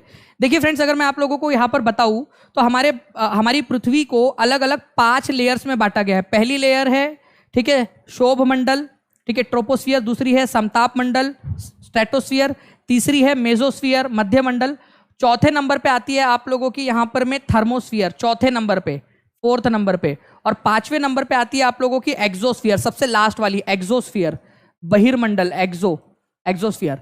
अभी जो चौथे नंबर की जो लेयर है ना आप लोगों की, 4th नंबर की जो लेयर है यहाँ पर में जो आप देख पा रहे हो, ये 4th नंबर की जो लेयर है, उसके अंदर में एक लेयर और मौजूद है। ठीक है, एक और लेयर मौजूद है उसके अंदर में, एक लेयर और है जो पृथ्वी से परावर्तित होने वाली रेडियो तरंगों को नीचे में परावर्तित कर देती है। ठीक है, रेडियो प्रेक्षित जो करते हैं ना तरंगों को, वो उससे टकरा के वापस आ जाती है। इसको आइनोस्फीयर कहा जाता है, आइनोस्फीयर। तो आइनोस्फीयर किसका पार्ट है? थर्मोस्फीयर का पार्ट है, तापमंडल का, तापमंडल का। ओके, तापमंडल का पार्ट है, ये याद रखना है आप लोगों ने, आइनोस्फीयर तापमंडल का पार्ट है। कितने लोग यहाँ पर मैं देख रहे हैं जो पुराने स्टूडेंट उन लोगों को याद होगा कि आप लोगों को याद कराया, केवल 56% लोगों ने इसका आंसर किया है अब तक। ठीक है, मुझे उम्मीद है कि आगे में आप लोग याद रखोगे इस चीज को। तो तापमंडल का पार्ट है आइनोस्फीयर आप लोगों का, इसको याद रखना है, इंपॉर्टेंट पॉइंट है, एग्जाम के अंदर में कभी भी आप लोगों से पूछा जा सकता है। ठीक है, सभी लोग याद रखेंगे। चलिए नेक्स्ट पॉइंट की तरफ में आगे बढ़ते हैं फ्रेंड्स। जो थर्मोस्फीयर है आप लोगों का, इसकी ऊंचाई कितनी है? ठीक है, इसकी ऊंचाई यहां से 80 किलोमीटर से स्टार्ट होता है, वो 80 किलोमीटर से, और 400 किलोमीटर तक फैला हुआ है। तो थर्मोस्फीयर आपका 80 किलोमीटर से लेकर 400 किलोमीटर तक फैला हुआ है। DSSB के अंदर में क्वेश्चन आ चुका है, हो सकता है सुपर टेट, बिहार, कहीं पे भी आप लोगों से ये क्वेश्चन पूछ लिया जाए। ठीक है, CTET के अंदर में भी आ सकता है आप लोगों का। तो आपको याद रखना है फ्रेंड्स, 80 किलोमीटर से 400 किलोमीटर तक फैला हुआ है ये थर्मोस्फीयर आप लोगों का। और आप लोगों का 80 किलोमीटर, यहाँ पर 50 किलोमीटर से लेकर 80 किलोमीटर तक मध्यमंडल फैला हुआ है, 50 से 80 तक मध्यमंडल, 50 से 80 तक वाला। ठीक है, तो 80 से 400 किलोमीटर की ऊंचाई तक फैला हुआ है तापमंडल, जिसको आप लोग क्या बोलते हो यहाँ पर में, बाह्य वायुमंडल भी आप लोग इसको कहते हो। ये भी याद रखना है आप सभी लोगों ने। नेक्स्ट क्वेश्चन की तरफ में आगे बढ़ते हैं फ्रेंड्स। दी गई विशेषताओं के आधार पर खगोलीय पिंड की पहचान कीजिए। विशेषताएं आपको दी गई है, आपको बताना है कि किस बारे में बात यहाँ पर में हो रही है आप लोगों की, किस बारे में बात हो रही है, बता दीजिए जल्दी जल्दी से। किस बारे में यहां पर में बात हो रही है, ये आप लोगों ने बताना है। तो देखो, अगर मैं बात करूं यहां पर में फ्रेंड्स आप लोगों की इस पर्टिकुलर क्वेश्चन की, तो इस पर्टिकुलर क्वेश्चन के अंदर में दी गई विशेषताओं के आधार पर खगोलीय पिंडों की पहचान कीजिए। वो गैसों द्वारा बनाए हुए होते हैं, उनकी अपनी रोशनी और गर्मी होती है, वे बड़े और गर्म होते हैं।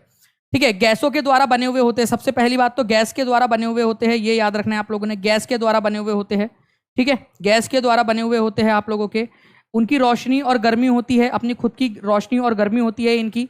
दे आर बिग एंड हॉट, वो बड़े और जो है गर्म होते हैं। तो स्टार्स के बारे में, तारों के बारे में बात हो रही है यहाँ पर में। ठीक है, तारों के बारे में, तो जैसे हमारा सूरज जो है एक तारा है आप लोगों का। ओके, तो तारों के बारे में 70% लोगों ने आंसर दिया था। मुझे उम्मीद है कि नेक्स्ट टाइम जो है ज़्यादा लोग इसका आंसर करेंगे। नेक्स्ट क्वेश्चन आप लोगों का आपके स्क्रीन के ऊपर मेरा ये रहा, किसने थंजावुर में देवी निशुंभा सुधिनी देवी के लिए मंदिर बनाया था? निशुंभा सुधिनी देवी का मंदिर। एक बार सभी के सभी लोग, जितने लोग देख रहे हैं, अगर आप शेयर करोगे तो मैं आप लोगों के लिए फ्रेंड्स और लंबा सेशन ले सकता हूँ। मेरे पास में क्वेश्चंस की कमी नहीं है। अगर आप सभी लोग मुझसे प्रॉमिस करते हो कि सारे के सारे लोग जो है अपने व्हाट्सएप के ऊपर में स्टेटस लगा देंगे, जिस जिस ग्रुप के अंदर में, वहाँ पर मैं आप लोग शेयर कर दोगे, तो मैं और लंबा सेशन यहाँ पर मैं ले सकता हूँ। मेरे अंदर में एनर्जी बची हुई है। आप लोग क्या लेना चाहते हो, ये सारी चीज़ों को सीखना चाहते हो और भी चीज़ों को, तो मैं करवाने के लिए रेडी हूँ आप लोगों का।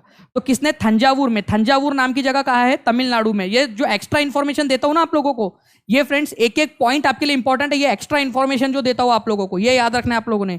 थंजावुर, देवी निशुंभा सुधिनी देवी का मंदिर वहां पर में बना हुआ है। कहाँ पर में है? तमिलनाडु, थंजावुर में। ठीक है, चोला राजवंश के राजा जो संस्थापक थे विजयालया, उन्होंने इसकी स्थापना की थी। विजयालया ने, चोला वंश के संस्थापक। ठीक है, ठीक है, चोला वंश के संस्थापक। तो ये याद रखना है आप लोगों ने। आंसर होगा आपका ऑप्शन नंबर सी। तो थंजावुर में विजयालया ने देवी निशुंभा सुधिनी देवी का मंदिर बनवाया था। Who coined the term Hindustan in the 13वीं सेंचुरी? 13वीं शताब्दी के अंदर में हिंदुस्तान शब्द किसने गढ़ा था? बहुत इंपॉर्टेंट क्वेश्चन है, वेरी इंपॉर्टेंट क्वेश्चन। हिंदुस्तान शब्द किसने गढ़ा था 13वीं शताब्दी के अंदर में? तो हिंदुस्तान शब्द की अगर मैं बात करूं आप लोगों से 13वीं शताब्दी के अंदर में, तो हिंदुस्तान शब्द जो है फ्रेंड्स, ये मिन्हाज सिराज नाम के एक व्यक्ति थे, उन्होंने गढ़ा था। मिन्हाज सिराज ने, ठीक है, हिंदुस्तान शब्द उन्होंने गढ़ा था। उनका मानना था हिंदुस्तान कितना है, कहाँ से कहाँ तक है हिंदुस्तान? ये यहाँ पर में गंगा यमुना का तक का जो इलाका है ना, ऊपर का, बस उतना ही इलाके को उन्होंने माना था।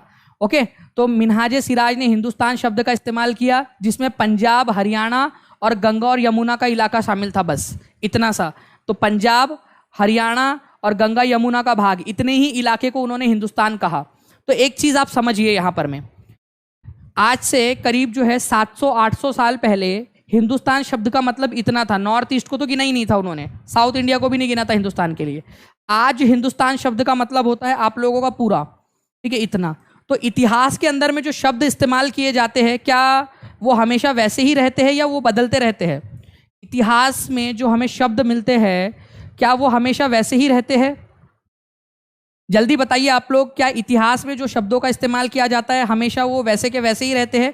नहीं, वो बदलते रहते हैं। जैसे कि यहाँ पर में आप लोग देखोगे कि इतिहास में आपका हिंदुस्तान शब्द का इस्तेमाल केवल इतने इलाके के लिए किया जाता था, नॉर्थ ईस्ट को तो गिना ही नहीं था उन्होंने, ठीक है। और आज पूरा भारत के लिए हम लोग इसका इस्तेमाल करते हैं। मिन्हाज सिराज ने एक बुक लिखी थी, ठीक है, Tabaqat Nasiri, very important point.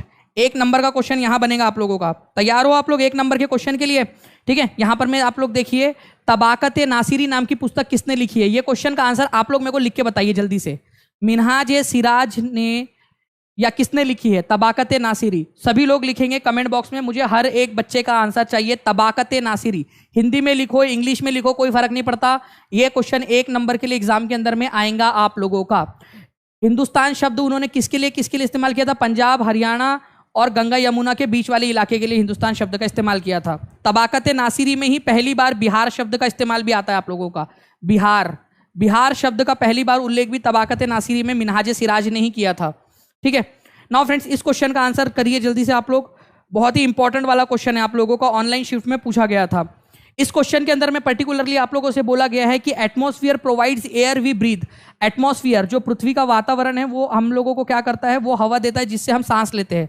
Oxygen obvious ही बात है एटमॉस्फेयर से ही मिलती है, सही बात है। Atmosphere protect us from harmful effects of the sun rays. जो हमारी ओजोन की लेयर है, यहां पर में ओजोन की लेयर, वो क्या करती है? वो हमें जो है सूरज की हानिकारक किरणों से बचाती है। बिल्कुल सही बात है। एटमॉस्फेयर को 4 लेयर में डिवाइड किया गया है, ये आप लोगों को बताना है। तो कौन सा वाला यहां पर में पॉइंट सही होगा? 4 नहीं फ्रेंड्स, ये 5 लेयर्स में डिवाइड किया गया है। 5 लेयर्स के अंदर में, 5 में। ठीक है, शोभ मंडल, समताप मंडल, मध्य मंडल, ताप मंडल और बहिर्मंडल, 5। ट्रोपोस्फियर, स्ट्रेटोस्फियर, मेजोस्फियर, थर्मोस्फियर और एक्सोस्फियर, 5 लेयर में डिवाइड किया गया। ये 4 बोल के गलत कर दिया, तो आंसर इसका ऑप्शन नंबर ए होगा। एक्चुअल क्वेश्चन एग्जाम में पूछा गया आप लोगों का, DSSB में, सुपर टेट के अंदर में, इवन आप लोगों के बिहार के एग्जाम के अंदर में ये क्वेश्चन पूछे जाने की संभावना बनती है। तो प्लीज इसको याद रखना है आप सभी लोगों ने। ठीक है, इंपॉर्टेंट पॉइंट है आप लोगों का। ओके, चलिए गुड, आगे बढ़ते हैं हम लोग। यहां पर मैं फ्रेंड्स जल्दी जल्दी से हमारे आप लोगों को बताना है कि मैन्यूस्क्रिप्ट के अंदर में, मैन्यूस्क्रिप्ट जो है लैटिन भाषा का शब्द है। मैन्यूस्क्रिप्ट लैटिन भाषा का शब्द है। पुराने ज़माने की जो पांडुलिपियाँ हमें मिली है, पुराने ज़माने की इस तरीके की, उसको मैन्यूस्क्रिप्ट बोलते हैं। लैटिन भाषा का शब्द है। इसमें मैन्यू का मतलब क्या होता है?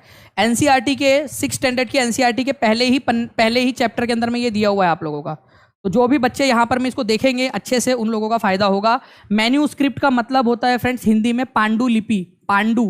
पांडुलिपि मतलब कि हाथ से लिखी गई लिपि आप लोगों की, पांडुलिपि। इसमें मेन्यू शब्द का मतलब होता है हाथ। ठीक है, हाथ, क्योंकि ये हाथ से लिखी जाती थी ना, इसी वजह से इसको हम मैन्यूस्क्रिप्ट बोलते हैं, हाथ से लिखी गई। उस समय में कोई भी प्रिंटिंग मशीन, टाइपिंग मशीन हुआ नहीं करती थी, इसी वजह से यहाँ पर में इसको मैन्यूस्क्रिप्ट बोला जाता है। ठीक है, ये याद रखना है आप लोगों ने। उर्दू के अंदर में इसको मखतूता कहते हैं, ऐसा नदीम सरवर बता रहे हैं। चलिए, बहुत अच्छी बात है, मखतूता कहा जाता है उर्दू के अंदर में। नेक्स्ट क्वेश्चन फ्रेंड्स, आपको बताना है कि निम्नलिखित में से कहाँ पर में मानव जाति ने सबसे पहले गेहूं और जौ का उत्पादन किया था? गेहूं और जौ का उत्पादन किया था। आप लोगों के पास में देखिए फ्रेंड्स, पढ़ने का एक अच्छा मौका है। सभी लोग, जितने लोग देख रहे हैं, लाइक एंड शेयर कर देंगे सभी। तो मैं जल्दी जल्दी से आप लोगों के लिए और भी क्वेश्चंस करवा दूंगा, जितने भी आप लोग पढ़ना चाहते हो यहाँ पर में, जितने भी लोग हैं। जल्दी जल्दी से बताइए यहाँ पर में इसका आंसर क्या होगा आप लोगों का?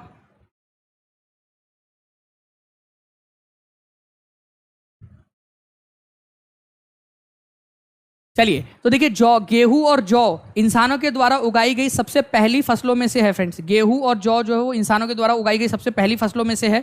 तो आप लोगों को याद रखना है कि ये आपकी सुलेमान और किरथर की पहाड़ियां, ये कहां पर में मिलेंगी आज आप लोगों को? कौन से देश में मिलेंगी सुलेमान और किरथर की पहाड़ियां? ये भी एनसीईआरटी में दिया हो सकता है आपसे, DSSB में, सुपर टेट में, सी टेट में, कहीं पे भी आप लोगों से पूछ ले। तो इसके लिए तैयार रहना है आप लोगों ने, सुलेमान और किरथर की पहाड़ियां आप लोगों की। ठीक है, तो ये आपका गेहूं और जौ यहाँ पर में सबसे पहले उगाया गया था। आंसर होगा आप लोगों को ऑप्शन नंबर बी, सुलेमान और किरथर की पहाड़ियां यहाँ पर में उगाया गया था गेहूं और जौ। मध्य भारत के अंदर में चावल की खेती कहाँ की गई थी? चावल की खेती तो मध्य भारत में विंध्या के उत्तरी भाग में। लिखो सभी लोग, मध्य भारत में जो ये विंध्या रेंज है, विंध्या पर्वत श्रृंखला, यहाँ पर में विंध्या के उत्तरी क्षेत्र में सबसे पहले चावल की खेती की गई। सभी लोग लिखेंगे विंध्या के उत्तर में, विंध्या के नॉर्थ में। मेरी एनर्जी यहाँ पर में कम नहीं हो रही है, आप लोगों की भी एनर्जी कम नहीं होनी चाहिए फ्रेंड। जैसे आपकी एनर्जी डाउन होगी वैसे मेरी भी एनर्जी डाउन हो जाएगी। तो आप लोगों ने भी यहाँ पर में पूरा एनर्जी बना के रखना है। सभी के सभी लोगों ने कमेंट बॉक्स के अंदर में, चैट बॉक्स के अंदर में, सभी ने जो लाइव देख रहे हैं वो चैट बॉक्स में भी करते रहेंगे, और जो लोग ऑफलाइन देख रहे हैं वो आपका कमेंट बॉक्स में हर एक क्वेश्चन का आंसर मेरे बताने से पहले लिख देंगे। जो जो पूछ रहा हूँ वो भी बता देंगे। विंध्या के उत्तर में इसके अलावा गारो हिल्स जो है नॉर्थ ईस्ट के अंदर में, यहाँ पर में भी आप लोगों का जो है आपको खेती के सबूत मिलते हैं, आप लोगों के खेती के सबूत आप लोगों को मिलते हैं। याद रहेगा आप तीनों को, आप लोगों को ये तीनों चीजें, ठीक है। इसके अलावा जो है फ्रेंड्स आप लोगों को याद रखना है कि ये विंध्या के थोड़ा सा नीचे आओ आप लोग, विंध्या के थोड़ा सा नीचे आ जाओ आप लोग, विंध्या के थोड़ा सा नीचे, यहाँ पर में नर्मदा घाटी है। यहाँ पर में जो लोग रहते थे ना वो लोग बहुत अच्छे आखेटक और संग्राहक थे, मतलब शिकार वगैरह करते थे और चीज़ों को इकट्ठा करके लेकर आते थे। तो सबसे अच्छे वाले आखेटक और खाद्य संग्राहक कहाँ पर में मिलते हैं आपको, ठीक है, हंटर और गैदरर, जिसको इंग्लिश में कहा जाता है हंटर और गैदरर, हंटर और गैदरर, ठीक है। बताइए जल्दी जल्दी से कहाँ पर में आपका, जूम कर दीजिए सर, चलिए मैं जूम कर देता हूँ आप लोगों के लिए, इसको कोई इशू नहीं है, एक बार जूम करके भी देख लो आप लोग, ठीक है, जूम करके भी, अरे आजा मेरे भाई, ठीक है, जूम करके देख लीजिए आप लोग इसको। देखिए यहाँ पर में है किरथर सुलेमान की पहाड़ियाँ पाकिस्तान के अंदर में, यह है विंध्या रेंज आपका, यह है नर्मदा घाटी। नर्मदा घाटी में आप लोगों को जो लोग मिले वो बहुत अच्छे आखेटक और खाद्य संग्राहक थे। गारो हिल्स आप लोगों को मेघालय में मिलेंगी फ्रेंड्स, यहाँ पर में भी खेती की जाती थी, ये याद रखना है आप लोगों ने। नेक्स्ट क्वेश्चन की तरफ में हम लोग आगे बढ़ते हैं। चंद्रमा को एक चक्कर पूरा करने में कितना समय लगता है, ठीक है, एनसीईआरटी बेस्ड क्वेश्चन है आप लोगों का, एनिमेशन के थ्रू आप लोगों को बिल्कुल दिखाऊंगा मैं यहाँ पर में कितना समय लगता है, ये आप लोग मेरे को बताएंगे जल्दी से,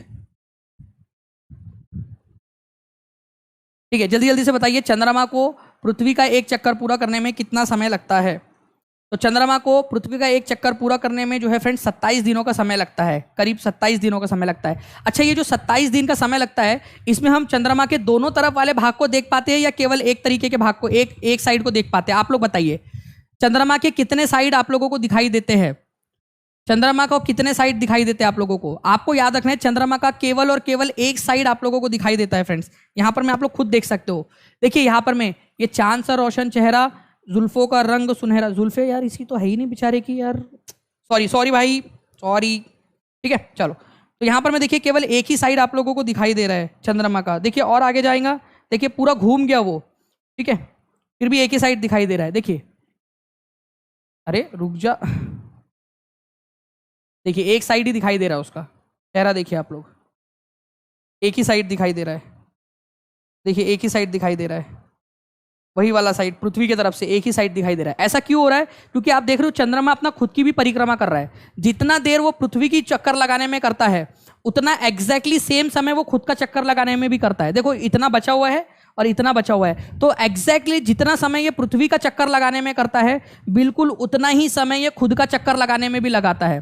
तो इसी वजह से जो है ना हमको इसका पीछे का देख ही नहीं पाए, तो मेरे मुंह से गलती से निकल गया ये चांद सा रोशन चेहरा, जुल्फों का रंग सुनहरा। भाई तुमने तुम्हारी जुल्फ दिखाई नहीं कभी, अब मैं एस्ट्रोनॉट तो हूं नहीं कि मैं जाके तुम्हारा पीछे से यहाँ से देख कर आऊँ करके कि तुम्हारे जुल्फों का रंग क्या है, तुम सिर्फ सामने से दिखा रहे हो यहाँ से मुझे, ठीक है, हंसते हुए, माना कि दाढ़ी नहीं है तुम्हारी, लेकिन जुल्फे है या नहीं है मेरे को कैसे पता चलेगा, ये तो पिक्चर वो सैटेलाइट से ही देखना पड़ेगा मेरे को, तुम कभी आ ही नहीं रहे सामने। आज से करीब जो है 20 लाख साल पहले मेरे पूर्वजों ने भी यही देखा, आज से करीब 10 लाख साल पहले मेरा पुराना जन्म हुआ होगा तब भी मैंने यही वाला देखा, तुम्हारा पीछे वाला कभी हिस्सा देखा ही नहीं मैं कभी, क्या बताया मैं अभी इसको, मैं यहां से कमाल कर रहा है यार ये भी ना एकदम। ओके चलिए, तो आप लोगों को आंसर याद रखना है फ्रेंड्स, केवल एक ही भाग देख पाते हैं। क्यों देख पाते हैं, क्योंकि पृथ्वी को परिक्रमा करने में और खुद की परिक्रमा करने में, खुद का रिवॉल्यूशन करने में जो समय लगता है वो एक्जैक्टली सेम है, इसी वजह से एक ही साइड हम देख पाते हैं इसका, ये भी एक इंपॉर्टेंट पॉइंट है आपका, ठीक है। आगे बढ़ने से पहले मैं आप लोगों को फिर से याद दिला दूं, DSSB की PRT की 2023 के लिए कोर्सेस, न्यू बैचेस लॉन्च हो चुके हैं, न्यू बैचेस, ठीक है, जो नई वाली बैचेस है वो लॉन्च हो चुकी है आप लोगों की फ्रेंड्स, ठीक है। DSSB PRT का इंडिपेंडेंस डे सेल चल रहा है आप लोगों का, इसका आप लोग आनंद ले सकते हो। इसके बारे में अगर कोई भी जानकारी चाहिए आप लोगों को तो 9697884444 इस नंबर पे कॉल कर लो, या फिर 7611101101 इस नंबर पे भी आप लोग कॉल कर सकते हो, ठीक है। ये सारी है, इवन यूपी PET, जो बच्चे PET क्लियर करना चाहते हैं और वो चाहते हैं कि वो तलाटी, ठीक है, इसके अलावा जो है आपकी SI और भी बहुत सारी ऑफिसर लेवल की जॉब होती है वो करना चाहते हैं तो वो PET का कोर्स ज्वाइन कर सकते हैं। आप लोगों को फ्रेंड्स PET जिम्मेदार क्लियर करवाने की जिम्मेदारी हमारी, ठीक है। और ये PET जो है बाकी के स्टेट वाले भी भर सकते हैं, केवल जनरल में काउंट होंगे, कोई भी स्टेट का भर सकता है यूपी PET, बट वो जनरल में काउंट होगा, ये याद रखना है आप लोगों ने। ओके आगे बढ़ते हैं फ्रेंड्स, आप लोगों को बताना है इस क्वेश्चन का आंसर कि पृथ्वी अपने कक्षीय समतल के ऊपर में कितना अक्ष का झुकाव बनाती है, या अपने कक्षीय समतल के साथ कितना कोण बनाती है, पृथ्वी अपने कक्षीय समतल के साथ कितना कोण बनाती है, ये आप लोगों को बताना है। पृथ्वी अपने कक्षीय समतल के साथ में कितना कोण बनाती है ये आप लोग बताएंगे जल्दी जल्दी से। तो पृथ्वी अपने कक्षीय समतल के साथ में जो है फ्रेंड्स, ठीक है, पृथ्वी अपने कक्षीय समतल के साथ में 66.5 डिग्री, 45 डिग्री, 90 डिग्री या आप लोगों का 23.5 डिग्री। अब ध्यान से समझना आप लोग, ठीक है। हमारी पृथ्वी जो है वो झुकी झुकी सी है और झुकी झुकी सी पृथ्वी अपने ऑर्बिट में घूम रही है, झुकी झुकी सी पृथ्वी। अब देखो हमारी पृथ्वी को ऐसे होना चाहिए था, बिल्कुल खड़ा, और ये है ऑर्बिटल प्लेन जिसमें हमारी पृथ्वी गोल घूम रही है, ऑर्बिटल प्लेन। तो पृथ्वी को ऐसे घूमना चाहिए था यहाँ पर में, गोल गोल रानी इतई तपानी, गोल गोल रानी इतई तपानी, ऐसा गोल गोल घूमना चाहिए था उसने, बिल्कुल खड़ा खड़ा सा। लेकिन पृथ्वी ऐसा नहीं घूम रही है। पृथ्वी क्या कर रही है फ्रेंड्स, पृथ्वी जो है थोड़ी सी कोई चीज यहाँ से जोर से आके टकराई होगी, पृथ्वी जो है वो झुक गई। ओके, 23.5 डिग्री पृथ्वी ऐसे झुक गई यहाँ पर में, पुष्पराज बन गई और फिर ऐसे घूम रही है, गोल गोल रानी इतई तपानी, गोल गोल ऐसे गोल गोल घूम रही है। अब जो ऑर्बिटल प्लेन है उसका, उसके साथ में पहले वो 90 डिग्री का एंगल बनाती थी पूरा, जो ऑर्बिटल प्लेन है। अब 23.5 डिग्री झुक गई, हुआ ऐसा हो गई है, तो 23.5 डिग्री माइनस कर लो तो 66.5 ही तो बचा आप लोगों का। तो ऑर्बिटल प्लेन के साथ में अब उसका कितना बन रहा है, ठीक है, इस तरीके से जो घूम रही है वो 23.5 डिग्री, ठीक है। तो ये याद रखना है आप लोगों ने, 23.5 डिग्री कम हो गया तो 66.5 डिग्री ही बचा बस आपका अभी, 66.5 डिग्री है ना। ये देखो 66.5 डिग्री ही तो बचा बस आप लोगों का यहाँ पर में, 66.5 डिग्री, इस तरीके से सिंपल सी बात है। तो आप लोगों का जो आंसर है फ्रेंड्स यहाँ पर में 66.5 डिग्री हो जाएगा अपने कक्षीय सतह के साथ में, 66.5 डिग्री। तो आप लोगों को इस क्वेश्चन का आंसर होगा 66.5 डिग्री, क्योंकि यहाँ पर मैं बोला है कि कक्ष का झुकाव अपने कक्षीय समतल, ऑर्बिटल प्लेन जब आ जाए ना, तो याद रखना है आप लोगों ने, ऑर्बिटल प्लेन आप लोगों से जब बोला जाए तो किस बारे में बात हो रही है। 1500 से नीचे जा रहे थे फ्रेंड्स, अभी यहाँ पर मैं क्वेश्चन खत्म करने वाला था, ठीक है। तो जल्दी जल्दी से आप सभी लोग, जितने भी लोग देख रहे हैं, सभी लोग शेयर करते रहेंगे, तो मैं इस सेशन को कंटिन्यू करता रहूंगा आप लोगों के लिए, ताकि आप लोगों को और ज्यादा जो है मैं आपको, ठीक है, पढ़ा सकूं और एनर्जी के साथ पढ़ा सकूं। करीब करीब 1.5 घंटा होते हुए आ रहा है और मैं अपनी पूरी एनर्जी लगा के रखा हुआ हूं। तो आप लोग अगर पूरी एनर्जी आप लोग लगा दोगे, आप लोग शेयर मारोगे, ठीक है, सभी के सभी लोग, जी हाँ, लानी जी बोल रहे प्लीज कंटिन्यू कीजिए सर, तो मैं कंटिन्यू करूंगा। लेकिन आप लोगों से रिक्वेस्ट है कि सारे के सारे लोग, एक एक बच्चा जो देख रहा है वो लाइक जरूर करेगा, कमेंट्स करते रहेगा यहाँ पर में और शेयर करते रहेगा। चैनल को सब्सक्राइब भी जरूर कर लेना है आप सभी लोगों ने, मैं क्योंकि कंटिन्यूअसली यहाँ देख भी रहा हूँ कि कितने बच्चे जो जुड़े हुए हैं, उन लोगों में से कितने लोगों ने यहाँ पर में सब्सक्राइब किया हुआ है। आगे बढ़ते हम लोग यहाँ पर में हमारे नेक्स्ट क्वेश्चन के साथ में फ्रेंड्स, ठीक है। नेक्स्ट क्वेश्चन आप लोगों की स्क्रीन के ऊपर में ये रहा कि नील आर्मस्ट्रॉन्ग भैया जो थे हमारे, ये चांद पर जाने वाले पहले आदमी इंसान थे, ठीक है। चांद पर जाने वाले, चांद पर गए थे सबसे पहले इंसान जिन्होंने चांद पर कदम रखा। इन्होंने चांद पर कदम कौन से साल में और कौन से महीने में रखा था, तो नील आर्मस्ट्रॉन्ग जो है फ्रेंड्स, इन्होंने जुलाई 1969 के अंदर में, ठीक है, जुलाई 1969 के अंदर में इन्होंने पहला कदम रखा था चांद के ऊपर में। ये याद रखना है आप लोगों ने, चांद पर जाने वाले पहले व्यक्ति नील आर्मस्ट्रॉन्ग, याद रहेगा आप सभी लोगों को, चांद पर जाने वाले पहले व्यक्ति नील आर्मस्ट्रॉन्ग थे। इंपॉर्टेंट पॉइंट है, एग्जाम के अंदर में आप लोगों से पूछ सकते हैं। 21 जुलाई 1969 को जो है इन्होंने चंद्रमा पर कदम रखा था। कई जगह पे आप लोगों को 20 जुलाई मिलेगा, ऐसा इसीलिए फ्रेंड्स क्योंकि भारत में उस समय में 21 जुलाई हो रहा था, उधर में 20 जुलाई था अमेरिका के अंदर में। तो हमारे एनसीईआरटी वालों ने भारत वाला टाइमिंग लिया, भारत में 21 जुलाई हो रहा था, क्योंकि पहले भारत में टाइम डेट चेंज हो चुकी थी, फिर पृथ्वी घूमते घूमते फिर बाद में थोड़े समय के बाद में वहाँ 21 जुलाई हुई। तो हमने 21 जुलाई एनसीईआरटी में जो दिया है वही लेना है आप लोगों ने, 21 जुलाई 1969, ठीक है। चलिए, एनसीईआरटी के अंदर में दिया हुआ है ये आप लोगों का, आप एनसीईआरटी का स्क्रीनशॉट दिखा दिया आप लोगों को प्रूफ के साथ में। अनर्गल बात तो करते ही नहीं भाई साहब अपन, ठीक है, जो बात है वो बात है। नील, ये आपकी एनसीईआरटी का स्क्रीनशॉट है, एनसीईआरटी का स्क्रीनशॉट आप लोग जाकर देख सकते हो। ओके, नील आर्मस्ट्रॉन्ग पहले व्यक्ति थे, 21 जुलाई 1969 को उन्होंने पहला कदम रखा था। नेक्स्ट क्वेश्चन की तरफ में हम लोग आगे बढ़ते हैं फ्रेंड्स। यहाँ पर मैं आप लोगों को बताना है कि एक अध्यापक अपनी कक्षा में, ये क्वेश्चन 21 जनवरी 2022 को आया था, ठीक है। एक अध्यापक अपनी कक्षा में अध्यापक एक गांव की कहानी से शुरू करता है। अध्यापन एक गांव की कहानी से शुरू करता है कि एक गांव था, ठीक है, वहाँ ऐसा था, वहाँ वैसा था, जहाँ सभी लोग गांव की मुखिया चुनने के लिए एकत्रित हुए हैं। वहाँ पर मैं गांव का मुखिया चुना जा रहा है। यह कहानी निम्न में से किस विषय पर चर्चा आरंभ करने के लिए उपयुक्त होंगी?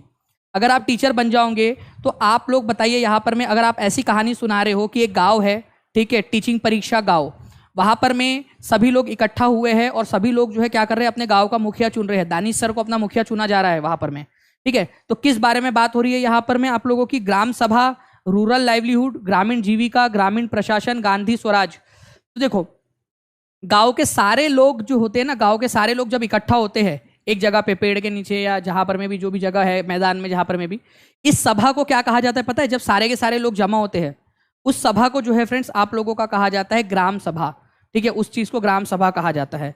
तो आप लोगों का ग्राम सभा जो है वो सारे गांव के जितने भी लोग हैं, ठीक है, जब एक जगह पे एकत्रित होते हैं आप लोगों के, उस जगह उस चीज को ग्राम सभा आप लोग कहते हो, ये याद रखना है आप लोगों ने, ग्राम सभा। तो गांव के जितने भी एलिजिबल वोटर्स है, उस गांव के जितने भी एलिजिबल वोटर्स है जो उस गांव में रहते हैं, उन लोगों को ग्राम सभा के नाम से जाना जाता है। मान लीजिए कि आप लोग ये टीचिंग परीक्षा गांव में रहते हो, ठीक है, अदरक लहसुन प्याज आम जाम सब आपके नाम है यहाँ पर में, ठीक है, और आप जो है 18 साल से ऊपर के हो, तो आप ग्राम सभा के मेंबर हो, आप ग्राम सभा हो, अपने आप में आप ग्राम सभा हो, अपने आप में आप एक ग्राम सभा हो, ये याद रखना है आप लोगों ने, ठीक है। सर जब सब कुछ खत्म हो जाए तो पढ़ाई कैसे की जाए, सर बताइए। जब सब कुछ खत्म हो गया तो फिर पढ़ने की क्या जरूरत है, क्योंकि सब कुछ खत्म होने का मतलब है कि रिवीजन भी हो गया, फिर आराम करना। ऑब्वियस सी बात है कि भाई रिवीजन करनी है, जितना ज़्यादा रिवीजन करोगे, जितना ज़्यादा टेस्ट दोगे, और टेस्ट देने के बाद में जितना ज़्यादा जो है आप लोगों का, ठीक है, हम एकदम हम लोग भी आपके साथ खड़े, सर आशीर्वाद ऐसे ही रहने दीजिए। पूरा 2 ग्रुप में डाल दिए हमने आपकी वीडियो का लिंक। चलो रुपेश मणि त्रिपाठी जी, आपका बहुत बहुत शुक्रिया। बाकी लोग भी ऐसे ही करते रहिए सभी लोग। देखिए, तो आपको याद रखना है फ्रेंड्स कि सारे के सारे जब एडल्ट एक जगह पे जमा होते हैं अपने लीडर को चुनने के लिए, अपने मुखिया को चुनने के लिए, उसको ग्राम सभा की मीटिंग कहा जाता है। ओके, आगे बढ़ते हैं हम लोग। भारतीय संसद के बारे में निम्नलिखित में से कौन सा कथन सत्य नहीं है? कौन सा वाला कथन सत्य नहीं है? जी हाँ, मैं बिल्कुल पानी भी पी लूंगा जी परिश्मा जी, ठीक है, बस आप लोग जल्दी जल्दी से ऐसे यहाँ पर में पढ़ते रहिए। तो भारतीय संसद के बारे में निम्नलिखित कथनों पर विचार कीजिए, आपको बताना कि कौन सा वाला कथन सही है। देखिए, अगर मैं बात करूं यहां पर मैं फ्रेंड्स कि भारतीय संसद के निम्नलिखित में से कौन सा कथन सत्य नहीं है बोला है, तो वित्त से संबंधित मामले में संसद की मंजूरी सरकार के लिए महत्वपूर्ण नहीं होगी। वाह, नहीं नहीं वाह, मतलब मोदी जी या मनमोहन सिंह जी की सरकार है, या किसी की भी अदरक लहसुन प्याज जिसकी सरकार है, वो बिना बिना मतलब के अपना पैसा खर्चा करते रहे, जितना पैसा आएगा उतना खर्चा करते हैं। संसद के प्रति जवाब देना हो, अरे भाई बजट पास कराना पड़ता है, जितना भी पैसा खर्च करना होता है ना, संसद की मंजूरी लेना आवश्यक है, महत्वपूर्ण है, आवश्यक नहीं है बोलकर ये क्वेश्चन गलत कर दिया उसने। पहला ही पॉइंट, इतना इजी क्वेश्चन, पहला ही गलत। आप खुद सोचो यार, अपने दिमाग से, अपना पर्सनल प्राइवेट जो है आपका दिमाग इस्तेमाल करो आप लोग सभी लोग, कि भाई संसद की मंजूरी के बिना आप खर्च कैसे कर सकते हो? बजट पास कराना होता है आप लोगों को, अगर बजट पास नहीं कराएंगे तो कैसे काम चलेगा? तो बजट पास करवाना जरूरी होता है, ये याद रखना है आप लोगों ने। तो यहां नहीं बोलकर गलत कर दिया, तो आंसर तो आपको डायरेक्टली मिल गया आप लोगों का। उसके अलावा अगर मैं बात करूं, पार्लियामेंट जो है आप लोगों का क्वेश्चन आवर से शुरू होती है। हर दिन जो पहला घंटा होता है 10 बजे से लेकर 12 बजे तक का, वो कौन सा घंटा होता है? ठीक है, अरे घंटा मतलब कि कौन सा वाला समय होता है वो बेसिकली आप लोगों का, ठीक है, ठीक है, आप लोगों का कौन सा वाला समय काल होता है? जो पहला आवर होता है पार्लियामेंट का, वो प्रश्न काल होता है आप लोगों का। पार्लियामेंट जो है वो प्रेसिडेंट, पार्लियामेंट किस किस चीज से बनी हुई? वेरी इंपॉर्टेंट क्वेश्चन, बहुत ज्यादा इंपॉर्टेंट क्वेश्चन आप लोगों को बता रहा हूं। हमारे भारत की संसद, हमारे देश की पार्लियामेंट, हमारे देश की पार्लियामेंट, जब मैं मुड़ूंगा आप लोगों के फ्रेंड्स, यहाँ पर मैं 1500 क्रॉस हो जाना चाहिए वापस से, सभी लोग एक एक सार शेयर कर देंगे, सारे के सारे लोग। संसद जो है हमारी 3 चीज से मिलकर बनी है। एक तो है लोकसभा हमारी, ठीक है, दूसरा है राज्यसभा हमारा, राज्यसभा, और हमारे देश के राष्ट्रपति प्रेसिडेंट, हमारे देश के जो राष्ट्रपति है वो भी संसद का पार्ट है। लोकसभा, राज्यसभा को ऊपरी सदन कहा जाता है, उच्च सदन, ऊपरी सदन कहा जाता है, उच्च सदन, ऊपरी सदन बोलो या उच्च सदन बोलो, अपर हाउस। इसको लोअर हाउस बोला जाता है, लोअर हाउस, ठीक है, लोअर हाउस बोलते हैं। ये क्वेश्चन आप लोगों का जो है आपके DSSB के अंदर में ऑलरेडी आ चुका है, आगे में भी पूछे जाने की संभावना है। सुपर टेट में, DSSB में, सीटेट के अंदर में भी पूछ सकते हैं। लोअर हाउस किसको बोलते हैं? निचला सदन लोकसभा को। ऊपरी सदन या उच्च सदन, अपर हाउस, किसको बोला जाता है? अपर हाउस, राज्यसभा को।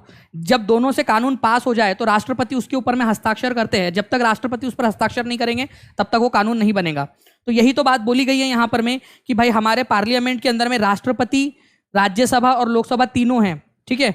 हमारी पार्लियामेंट जो है उसके पास में बहुत सारे पावर है। क्यों पावर दिए गए पार्लियामेंट को? क्योंकि हमारे जनता के रिप्रेजेंटेटिव वहां पर में जाते हैं, तो जनता के लोग वहां पर में जाते हैं। इसी वजह से जो है फ्रेंड्स पार्लियामेंट आप लोगों की क्या है? पार्लियामेंट जो है हमारी, उसके पास में बहुत सारे पावर्स दिए गए हैं। ओके, ये याद रखना है आप सभी लोगों ने। आंसर इसका ऑप्शन नंबर 1 हो जाएगा। Which of the following pair is not correctly match? कौन सा वाला करेक्टली मैच नहीं है? देखिए मैं फ्रेंड्स, हम लोग 1500 से नीचे आए हैं यहाँ पर मैं थोड़ी समय के लिए, तो मुझे उम्मीद है कि आप लोग शेयर कर रहे होंगे ताकि हम लोगों का सेशन इसी तरीके से धमाकेदार तरीके से चलता रहे। ओके, तो आप लोगों को ज्ञान की वर्षा हो रही है। आप लोग कितना जानना चाहते हो? ओके चलिए, तो आंसर क्या होगा इसका बता दीजिए जल्दी जल्दी से, और सभी लोगों को कमेंट में आंसर करते रहना है। लेक्चर कैसा लग रहा है वो भी बताते रहना है आप सभी लोगों ने।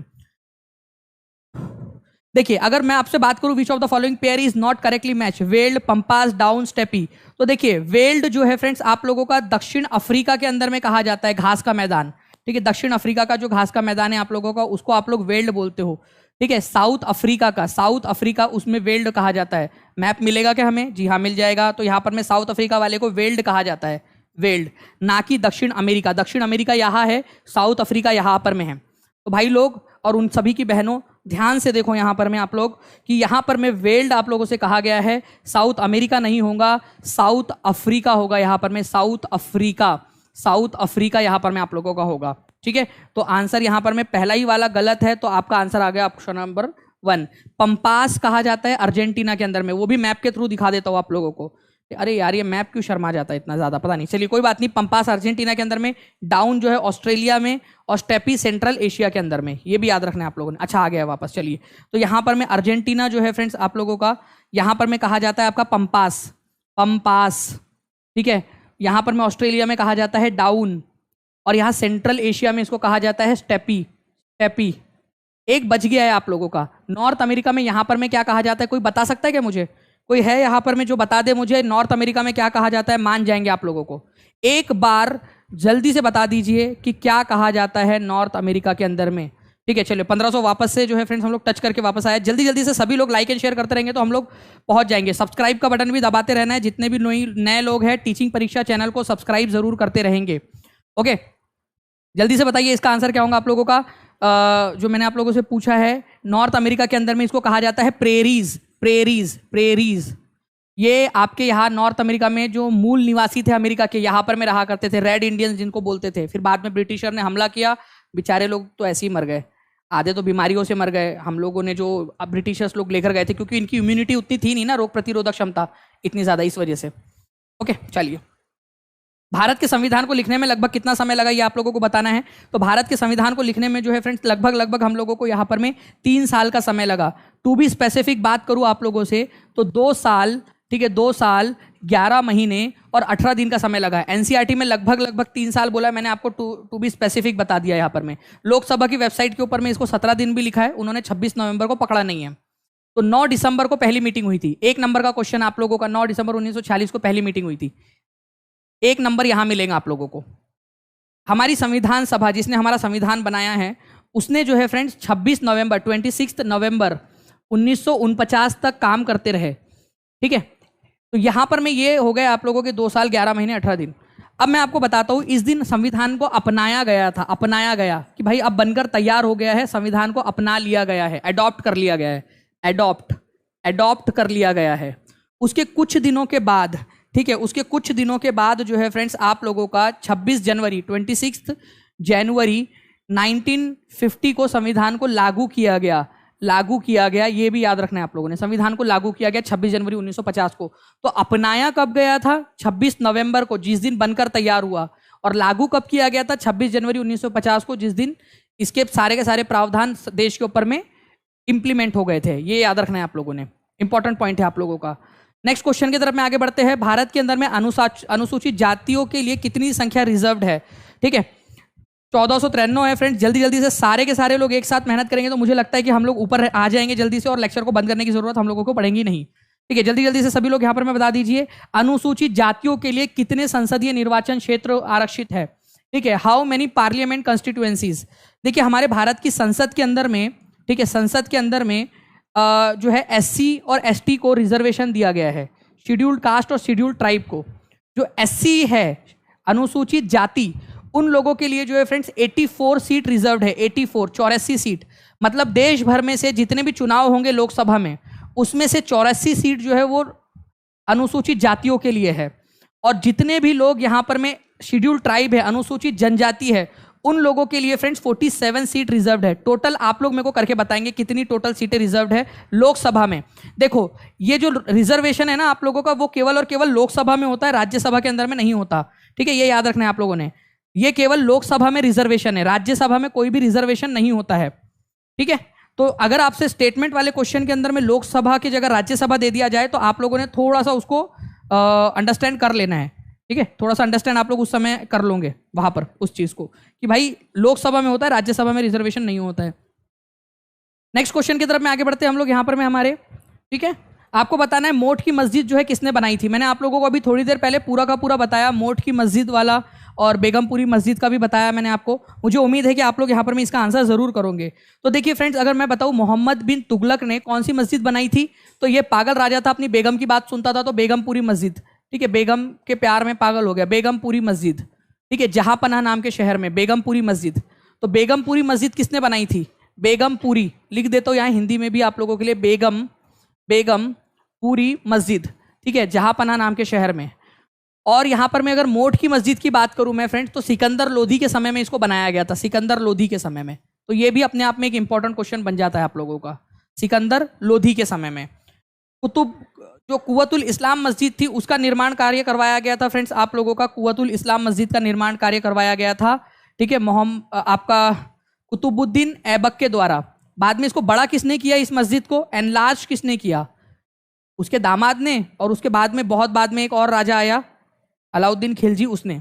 तो इल्तुतमिश और अलाउद्दीन खिलजी ने इसको बड़ा किया था, ये याद रखना है आप लोगों ने। नाउ फ्रेंड, नेक्स्ट क्वेश्चन आप लोगों से कहता है कि who among the following elect the Rajya Sabha members, Rajya Sabha के सदस्यों का चुनाव कौन करता है? आप लोगों को पता है कि हमारे देश के अंदर में संसद में, ठीक है, हमारे देश की जो संसद है उसके 3 अंग है, ये अभी बताया मैंने आपको। कौन कौन से अंग है लोग हमारी संसद के? हमारे देश की संसद के कितने अंग है?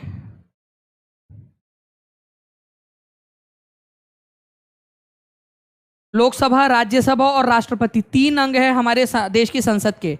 इन तीनों में से लोकसभा के लिए तो डायरेक्ट इलेक्शन होता है, डायरेक्ट जनता चुनाव करती है, डायरेक्टली। राष्ट्रपति का चुनाव जो है ये लोकसभा, राज्यसभा और अलग अलग राज्यों की जो विधानसभाएं है वो मिलकर करती है। राज्यसभा में लोग कहाँ से आते हैं? तो राज्यसभा में जो लोग हैं फ्रेंड्स वो राज्य की विधानसभा के सदस्यों के द्वारा चुने जाते हैं। तो राज्यसभा में जो मेंबर्स होते हैं वो चुने जाते हैं अलग अलग राज्यों की विधानसभाओं के द्वारा। तो member of legislative assembly, MLA, जो अलग अलग राज्यों के एमएलएज होते हैं, जैसे उत्तर प्रदेश है, यूपी है, वहां से 31 लोगों को चुनकर भेजा जाता है वहां की विधानसभा के द्वारा, आपस से नहीं, बाहर में से किसी एक को भी। हो सकता है कल मेरे को फोन आ जाए यहाँ पर मैं बीजेपी की तरफ से कि दानिश सर फ्री हो क्या यार, हम लोग जो है राज्यसभा में भेजना है कुछ लोगों को, आप जाओगे क्या? तो हम लोग हमारे विधायकों को बोलेंगे कि आपको वोट दे दे करके। तो इस तरीके से 31 लोग जो है फ्रेंड्स यूपी की विधानसभा के द्वारा चुनकर भेजे जाते हैं। वैसे ही राजस्थान की बात करूँ आप लोगों से, तो राजस्थान से जो है फ्रेंड्स 10 लोगों को भेजा जाता है। दिल्ली से अगर मैं बात करूँ आप लोगों से तो 7 लोगों को भेजा जाता है। तो 3 लोगों को भेजा जाता है विधानसभा के अंदर में। तो इस तरीके से आप लोग इसको कर सकते थे, ठीक है। तो ऐसे आप लोग इसको याद रख सकते हो कि विधानसभा के जो आपके राज्यसभा के सदस्य हैं, राज्यसभा के सदस्य, इनका चुनाव विधानसभा के सदस्यों के द्वारा किया जाता है। राज्यसभा किसके प्रति जवाबदेह होती है? राज्यों के प्रति। राज्यसभा राज्यों के प्रति जवाबदेह होती है, ये याद रखेंगे आप सभी लोग। नेक्स्ट पॉइंट की तरफ में हम लोग यहाँ पर में आगे बढ़ते हैं फ्रेंड्स। आप लोगों के आपको बताना है कि large quantities of ostriches egg, शतुरमुर्ग के बहुत बड़ी मात्रा में अंडे के छिलके आप लोगों को कहाँ पर में मिले हैं?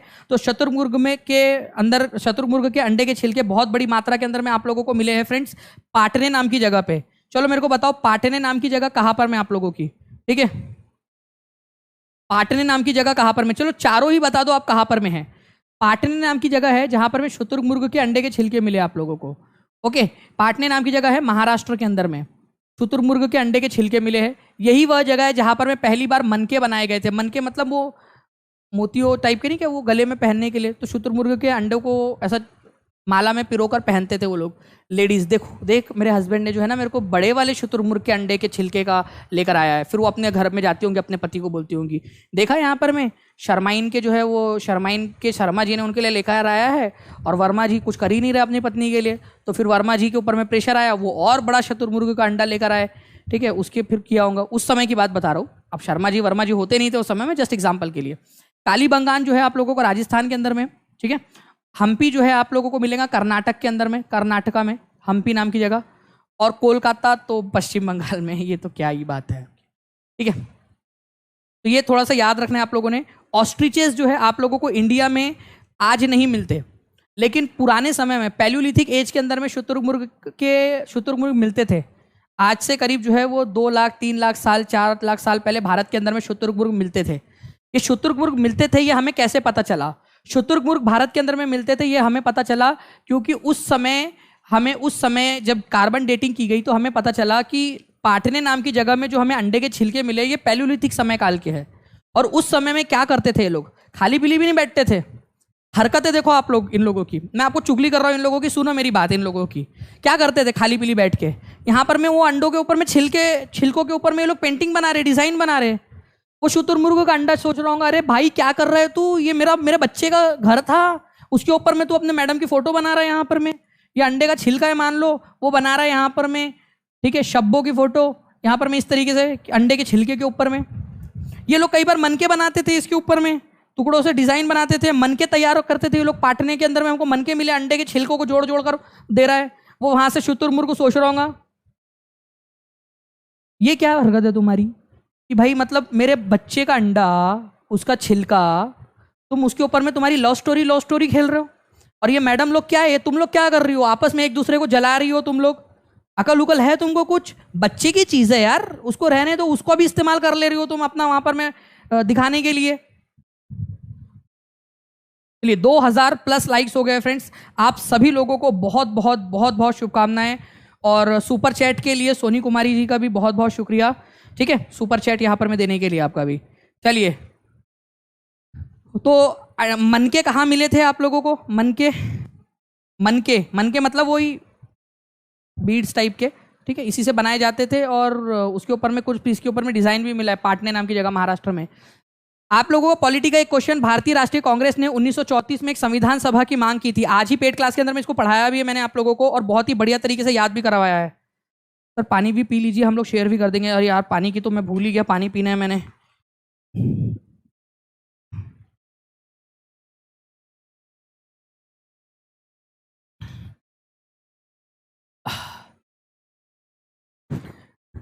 कि हाँ सीटेट अपियरिंग है तो DSSB की क्लासेस ले सकते हैं। अगर आप लोग पेपर 1 दे रहे हो, TGT PGT, अगर आपको लगता है कि सीटेट आपका क्लियर हो जाएगा तो आप ले सकते हो DSSB की क्लासेस, जो डिस्काउंट चल रहा है उसमें। 1934 के अंदर में, 1934 के अंदर में इंडियन नेशनल कांग्रेस जो है आप लोगों का, ठीक है, कंस्टिट्यूएंट असेंबली की मांग इन्होंने की थी। बिल्कुल सही बात है, 1934 में भारतीय राष्ट्रीय कांग्रेस ने संविधान सभा की मांग की थी, जबकि हम आजाद भी नहीं हुए थे।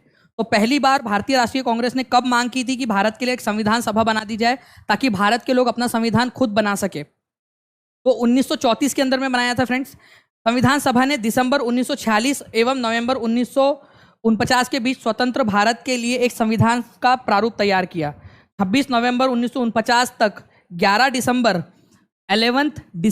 1946 से लेकर 26 नवंबर 1949 तक तैयार किया। बिल्कुल सही है, तो दोनों के दोनों सही है। यहाँ पर मैं आप लोगों के सही पूछा था ना आप लोगों से, सही है बिल्कुल आप लोगों का, ठीक है। आंसर दिख भी रहा होगा तो भी कोई दिक्कत नहीं।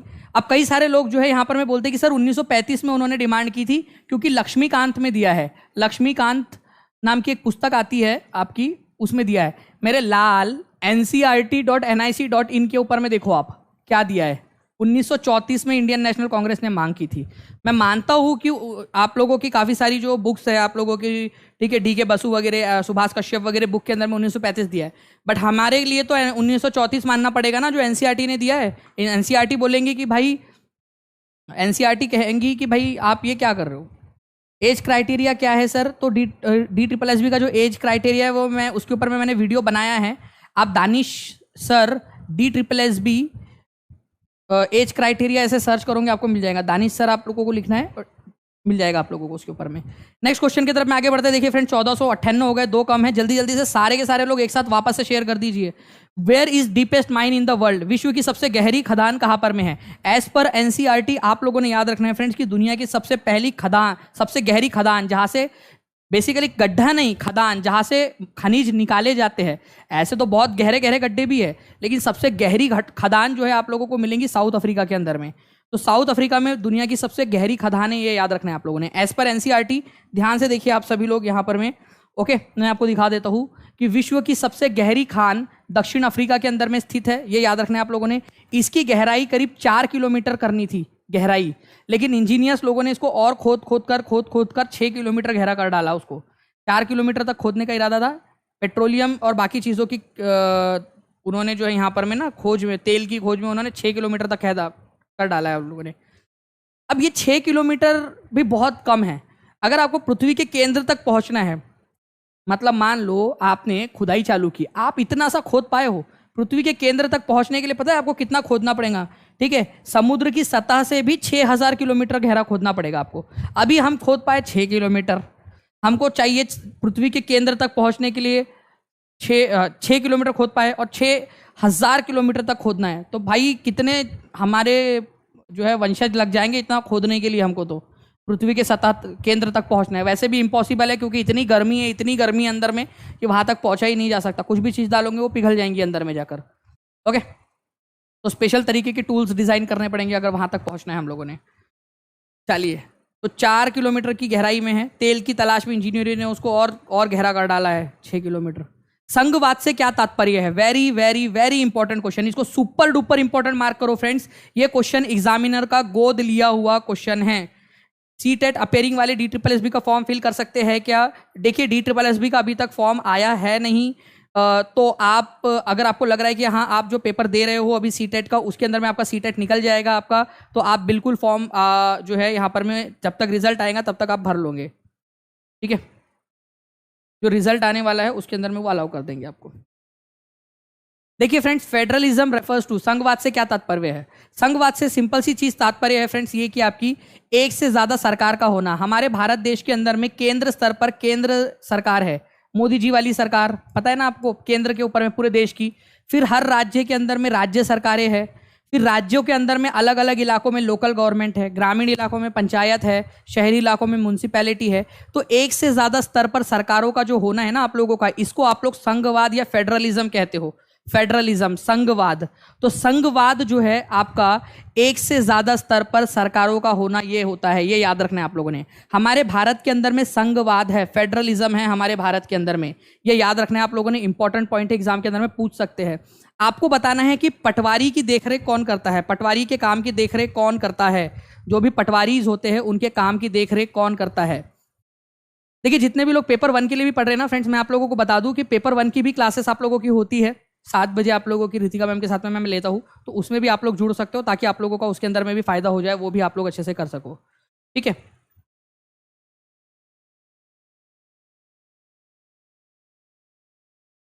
पटवारियों के काम की देखरेख कौन करता है ये बताना है आप लोगों ने जी। तो पटवारियों के काम की देखरेख की अगर मैं बात करूं आप लोगों से फ्रेंड्स, तो पटवारी जो है बेसिकली आप लोगों को पता होना चाहिए कि पटवारी का मेन काम होता है, ठीक है, जमीन का मापना। ठीक है, जमीन को मापना। ठीक है, पटवारी का सबसे मेन काम है, ठीक है, जमीन का रिकॉर्ड रखना और उसको मापना। मेजरमेंट ऑफ लैंड एंड उसका मेजरमेंट ऑफ लैंड और जो भी लैंड रेवेन्यू है उसको कलेक्ट करना। तो मेजरमेंट ऑफ लैंड, हर तहसील के अंदर में बहुत सारे पटवारी होते हैं, बहुत सारे अलग अलग गांव के अलग अलग पटवारी होते हैं। तो उस तहसील का जो भी तहसीलदार होगा, जो तहसीलदार होगा उस तहसील का अधिकारी, वो पटवारियों के ऊपर में सुपरवाइज करता है कि पटवारी सही से काम कर रहे हैं या नहीं। अगर आपका पटवारी ठीक से काम नहीं कर रहा है तो आप तहसीलदार के पास में जाके शिकायत कर सकते हो कि तहसीलदार साहब, पटवारी साहब जो है वो हमसे रिश्वत मांग रहे हैं। ओके, नहीं, बीएड वाले जो है DSSB का पेपर 2 का कर सकते हैं, लेकिन पेपर 1 के लिए अभी हाल फिलहाल के अंदर में जो अभी सुप्रीम कोर्ट का डिसीजन आया उसके अनुसार एट दिस मोमेंट तो नहीं कर सकते। आगे का पता नहीं, आगे का हो सकता है कि कुछ ऑर्डिनेंस वगैरह आ जाए या कुछ और चीज़ हो जाए या रिव्यू पिटीशन डाली जाए, बट अभी फिलहाल के लिए तो नहीं है। ओके, बाकी जो है फ्रेंड्स आप लोग यहाँ पर मैं देख ही सकते हो कि DSSB के जो आप लोगों के कोर्सेस है जिसमें भी आप एलिजिबल हो, जनरल पेपर की पढ़ाई आप लोग कर सकते हो। जनरल पेपर जो लोग एलिजिबल नहीं है PRT के लिए, अभी फिलहाल के लिए उन लोगों के लिए जनरल पेपर भी लाया गया है ताकि कम से कम वो जनरल पेपर पढ़ते रहे, जिससे कि उनका EMRS, AWES, सुपर टेट और बाकी जितने भी एग्जाम्स है उसके अंदर में PET उनके लिए भी तैयार होते रहे वो। बाकी PET के लिए एक डेडिकेटेड बैच भी आप लोगों का, वो भी आप लोग कर सकते हो। जो भी हेल्प चाहिए 9697888844 इस नंबर पे कॉल करो, आप लोगों को मिल जाएंगी। नेक्स्ट क्वेश्चन आप लोगों का, आप लोगों के स्क्रीन के ऊपर में ये रहा। आप लोगों को बताना है, ठीक है, कि भाई हम आज कैसे जानते हैं कि पूरा पाषाण काल के अंदर में आप लोगों को शुतुरमुर्ग मिलते थे, शुतुरमुर्ग मिलते थे, ये कैसे आप लोगों को पता? तो शुतुरमुर्ग मिलने के बारे में हमें कैसे पता चला है? तो शुतुरमुर्ग के मिलने के बारे में हम लोग आज जानते हैं क्योंकि पाटने नाम की जगह है महाराष्ट्र में, वहां पर में शुतुरमुर्ग के अंडे के छिलके मिले हैं, और अंडे के छिलकों के ऊपर में क्या क्या किया गया है बताओ बोला थोड़ा सा। बेचारे बेचारे शुतुरमुर्ग की जो है उनके दर्द को बांटेंगे हम लोग मिलकर, शुतुरमुर्ग के दर्द को बांटो। क्या क्या किया गया उसके अंडों के साथ में, अंडे के छिलके के साथ में। शुतुरमुर्ग का जहाँ अंडा था, जिस वो बेचारा बच्चे का अंडा, नहीं बच्चे का अंडा, अंडे का बच्चा, बच्चे का ही अंडा होगा, ठीक है, बच्चे का जो अंडा था, ठीक है, शुतुरमुर्ग के बच्चे का जो अंडा था, लोगों ने क्या किया उसके ऊपर में डिजाइन उजाइन बनाना स्टार्ट कर दिया। डिजाइन उजाइन बना रहे थे वो लोग। उसके बाद में जो है फ्रेंड्स देखा गया कि उनके मन के बना रहे थे वो लोग, शुतुरमुर्ग के अंडे के छिलके के ऐसे पिरो पिरो कर ऐसा पहन रहे थे, देख मैंने पहनी कितना प्यारी लग रही करके, ऐसा वाला। ओके, तो इस तरीके की हरकतें ये लोग कर रहे थे। पेंटिंग बनाई उसके ऊपर में, उन लोगों ने मन के बनाए, बीड्स जिसको बोला जाता है, तो ये सब कर रहे थे वो लोग। तो हमें महाराष्ट्र के पाटने नाम की जगह पे जो अंडे के अवशेष मिले उससे पता चलता है कि शुतुरमुर्ग पाए जाते थे। यहाँ आप फिर से देख सकते हो, ये एनसीईआरटी का स्क्रीनशॉट है फ्रेंड्स, एनसीईआरटी से लिया है डायरेक्टली, यही से क्वेश्चन बनेगा आपका, ठीक है। लार्ज क्वांटिटी के ऑस्ट्रिच के, शुतुरमुर्ग के अंडे के छिलके मिलते हैं हमें पाटने नाम की जगह से। उसके ऊपर में डिजाइन की गई थी कुछ अंडों के छिलकों पे, और कुछ से तो बीड्स भी बनाए गए थे, मन के बनाए गए थे। ये याद रखना है आप लोगों ने। आगे बढ़ने से पहले मैं आप लोगों को बता दूं फ्रेंड्स, आप लोगों का कि दानिश शेख जो टेलीग्राम ग्रुप है, सिंपल सा है, दानिश शेख आप सर्च करोगे DANISH टेलीग्राम पे, उस पर आप लोगों को मिल जाएगा टेलीग्राम ग्रुप, उस पर भी आप लोग ज्वाइन हो सकते हो। नेक्स्ट क्वेश्चन आपका, वह बांध क्षेत्र, ठीक है, वह बांध क्षेत्र तवा होना चाहिए था, तवा बांध क्षेत्र, ये कल भी करवाया था आई थिंक, शायद मैंने आप लोगों का रिवीजन हो जाएगा। चलिए बताइए कि तवा बांध क्षेत्र 1990 के दशक के अंदर में जीवन यापन से जुड़े अपने अधिकार को लेकर संगठित हुए थे। तो आपको बताना कि कौन सा अधिकार था, तो ये इनका फिशिंग राइट्स था। एक्चुअल में फ्रेंड्स तवा नदी है एक, तवा नदी जो नर्मदा नदी में जाकर मिल जाती है, तवा नदी। तवा नदी के ऊपर में एक बांध बनाया गया। अब ये बांध से जो मछली पकड़ते थे तवा नदी के ऊपर में जो लोग, उनको रोक दिया गया कि यहाँ पर में आप मछली नहीं पकड़ सकते। क्यों नहीं पकड़ सकते भाई? क्योंकि यहाँ पर में बांध को नुकसान पहुंचेगा। तो जो लोग थे उन्होंने जो है आंदोलन किया यहाँ पर में तवा बांध क्षेत्र को बचाने, तवा बांध क्षेत्र में मछली पकड़ने के अपने अधिकार को हासिल करने के लिए। तो मछली पकड़ने के अधिकार के लिए तवा बांध क्षेत्र जो है आप लोगों का लाइमलाइट में आया था। तवा नदी जो है मध्य प्रदेश में नर्मदा नदी की सहायक नदी है। 1990 के दशक के अंदर में यह आंदोलन हुआ था, ये भी याद रखना है आप लोगों ने। तवा मत्स्य क्षेत्र, ठीक है। नेक्स्ट क्वेश्चन की तरफ में आगे बढ़ते हैं हम लोग। यहाँ पर मैं फ्रेंड्स, मैं उम्मीद करता हूँ आप लोगों का कि भाई इस क्वेश्चन के अंत होते होते आप लोग जो है वापस से एक बार इसको शेयर कर दोगे, 1500 के क्रॉस हो जाएगा। यहाँ पर में 2100 से ज़्यादा लाइक्स हो चुके हैं, उस सभी के लिए भी बहुत बहुत धन्यवाद आपका। जिन लोगों ने अब तक टीचिंग परीक्षा चैनल को सब्सक्राइब नहीं किया है फ्रेंड्स, वो टीचिंग परीक्षा चैनल को सब्सक्राइब भी जरूर कर लेंगे, ताकि ऐसे ही मोटिवेशन के साथ में आप लोगों के लिए मैं और भी बहुत सारे लेक्चर जो है आप लोगों के लिए बनाता रहूँ। जल्दी जल्दी से कर दीजिए, यहाँ पर मैं सभी लोग आंसर करेंगे इसका।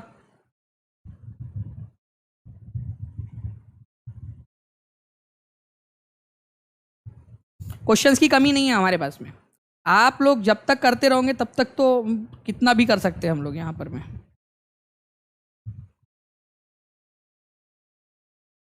इसका आंसर कीजिए जल्दी जल्दी से।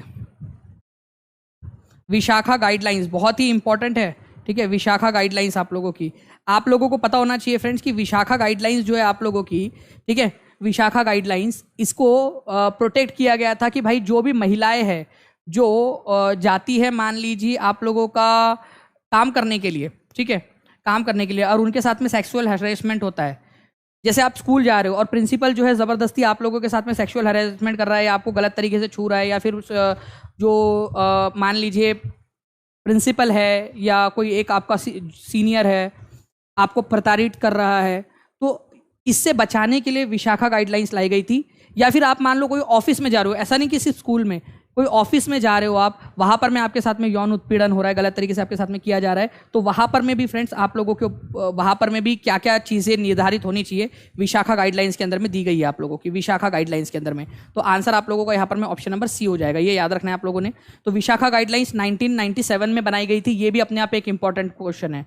विशाखा गाइडलाइंस किस चीज़ से रिलेटेड है, तो आपको याद रखना है कि वर्क स्पेस में, देखो वर्क प्लेस लिखो सभी लोग, कार्यस्थल पर, ठीक है, कार्यस्थल पर जो यौन उत्पीड़न होता है, ठीक है, या शिक्षण संस्थानों में जो यौन उत्पीड़न होता है, कार्यस्थल मतलब सभी आ गया यहाँ पर में आपका, जहाँ पर में भी काम करने जाते हो आप लोग, ठीक है। तो यहाँ पर में कार्यस्थल या शिक्षण संस्थानों के ऊपर में, या जहाँ पर में भी महिलाओं के साथ में आपका भेदभाव होता है, वो चीज़ों के लिए आप लोग कर सकते हो इस चीज़ को। ओके, तो यहाँ पर में आप लोग देखोगे इस क्वेश्चन का आंसर क्या हो जाएगा आप लोगों का, बताइए जल्दी से।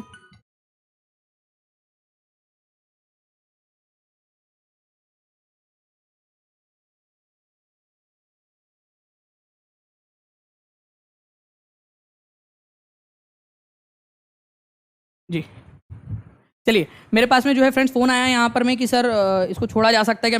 मैंने उनसे कहा है कि अभी बच्चे अगर मान लीजिए 1500 के ऊपर रखते हैं इसको, तो बिल्कुल मैं इसको यहाँ पर मैं कंटिन्यू करूँगा, लाइक एंड शेयर होता रहेगा तो मैं इसको करते रहूँगा यहाँ पर मैं आप लोगों का। ठीक है, चलिए तो देखते हैं हम लोग। टीचिंग परीक्षा चैनल को सब्सक्राइब जरूर करते रहना है फ्रेंड्स, जितने भी लोग देख रहे हैं, ताकि ऐसे ही पूरी टीम जो है आप लोगों के लिए आप लोगों के समर्थन में आती रहे यहाँ पर मैं आपको पढ़ाने के। नेक्स्ट क्वेश्चन आप लोगों का, बायोगैस अनिवार्य रूप से जो है आप लोगों को बताना है, बायोगैस जो है वो बायोगैस के अंदर में अनिवार्य रूप से क्या चीज़ होनी चाहिए। बायोगैस के अंदर में अनिवार्य रूप से कौन सी चीज़ होनी चाहिए। तो अगर ये क्वेश्चन आप लोगों से आ जाए, बायोगैस के अंदर में अनिवार्य रूप से कौन सी चीज़ होनी चाहिए, तो बायोगैस, ठीक है, बायोगैस जो भी आप लोगों के जानवर होते हैं उनके डंग से, उनके जो वेस्ट मटेरियल है उससे जो बनता है, उससे जो गैस निकलती है उसमें मीथेन और कार्बन डाइऑक्साइड तो होता ही है। मीथेन होता ही होता है आप लोगों का CH4 मीथेन आपका होता है, और कार्बन डाइऑक्साइड CO2 जो है वो भी होता है। ये आप लोगों का जो है फ्रेंड्स आपको याद रखना है कि बिहार की एग्जाम के अंदर में आप लोगों की DSSS में CTET के अंदर में कहीं पे भी आप लोगों से पूछा जा सकता है कार्बन डाइऑक्साइड और, ठीक है, कार्बन डाइऑक्साइड और मीथेन होना ही चाहिए आप लोगों का। ओके, नेक्स्ट क्वेश्चन की तरफ मैं आगे बढ़ने से पहले आपको बता दूं फ्रेंड्स कि नॉन कन्वेंशनल रिसोर्स है आपका ये, ठीक है, गैर परंपरागत स्रोत है। परंपरागत स्रोत और गैर परंपरागत स्रोत में फर्क समझो। परंपरागत स्रोत या कन्वेंशनल रिसोर्सेस उनको कहा जाता है जिसको आप लंबे समय से इस्तेमाल कर रहे हो, ठीक है, और गैर परंपरागत स्रोत का मतलब होता है जिसको अभी अभी आपने इस्तेमाल करना शुरू किया है। आप बताओ ये ऐसा वाला जो सिस्टम है, क्या ये आप लंबे समय से इस्तेमाल कर रहे हो क्या, कि गाय का गोबर आया, इसमें की गैस बनी और फिर आपने चूल्हा जला लिया। अरे अभी अभी सीखा हमने ये करना, हमारे पूर्वजों को थोड़ी आता था ये सारी चीज़ों को करना, हमारे पूर्वज थोड़ी कर पाते थे इन सारी चीज़ों को, ठीक है।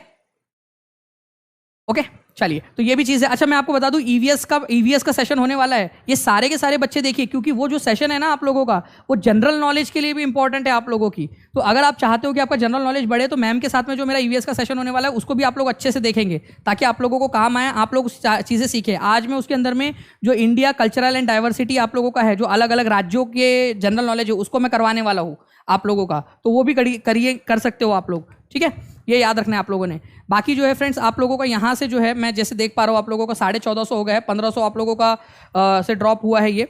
तो जैसे ही आप लोग जो है फ्रेंड्स इसको 1500 वापस से कर दोगे, मैं आप लोगों के लिए फिर से आप लोगों को करवाऊंगा।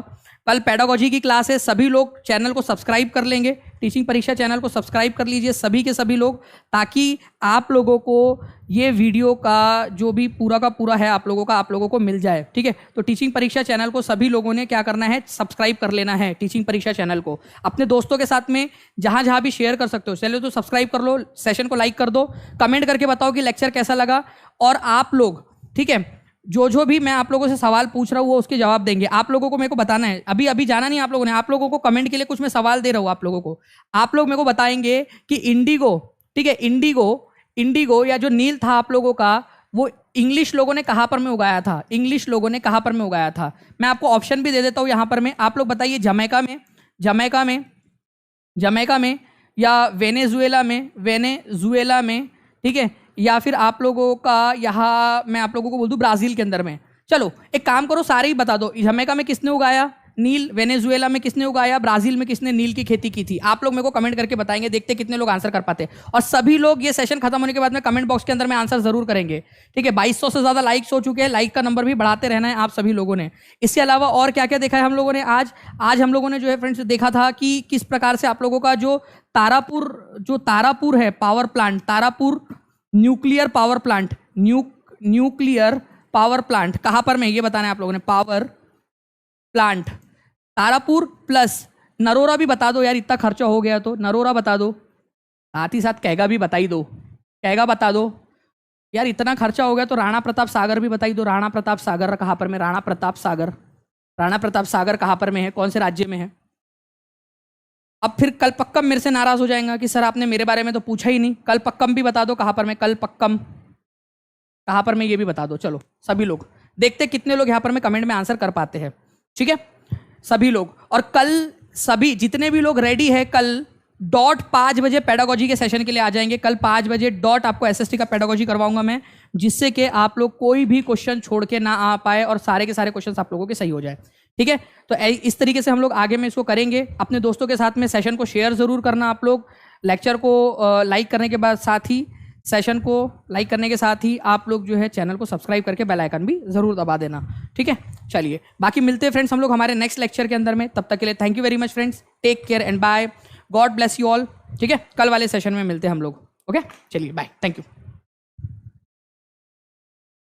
और अभी जो है आप लोगों का ईवीएस का सेशन है 7:10 में। मेरे में बहुत एनर्जी बची है, अभी बहुत सारी एनर्जी बची है। अभी मैं आप लोगों के लिए और 3 घंटे 4 घंटे सेशन ले सकता हूँ, इतनी एनर्जी मेरे अंदर में बची हुई है।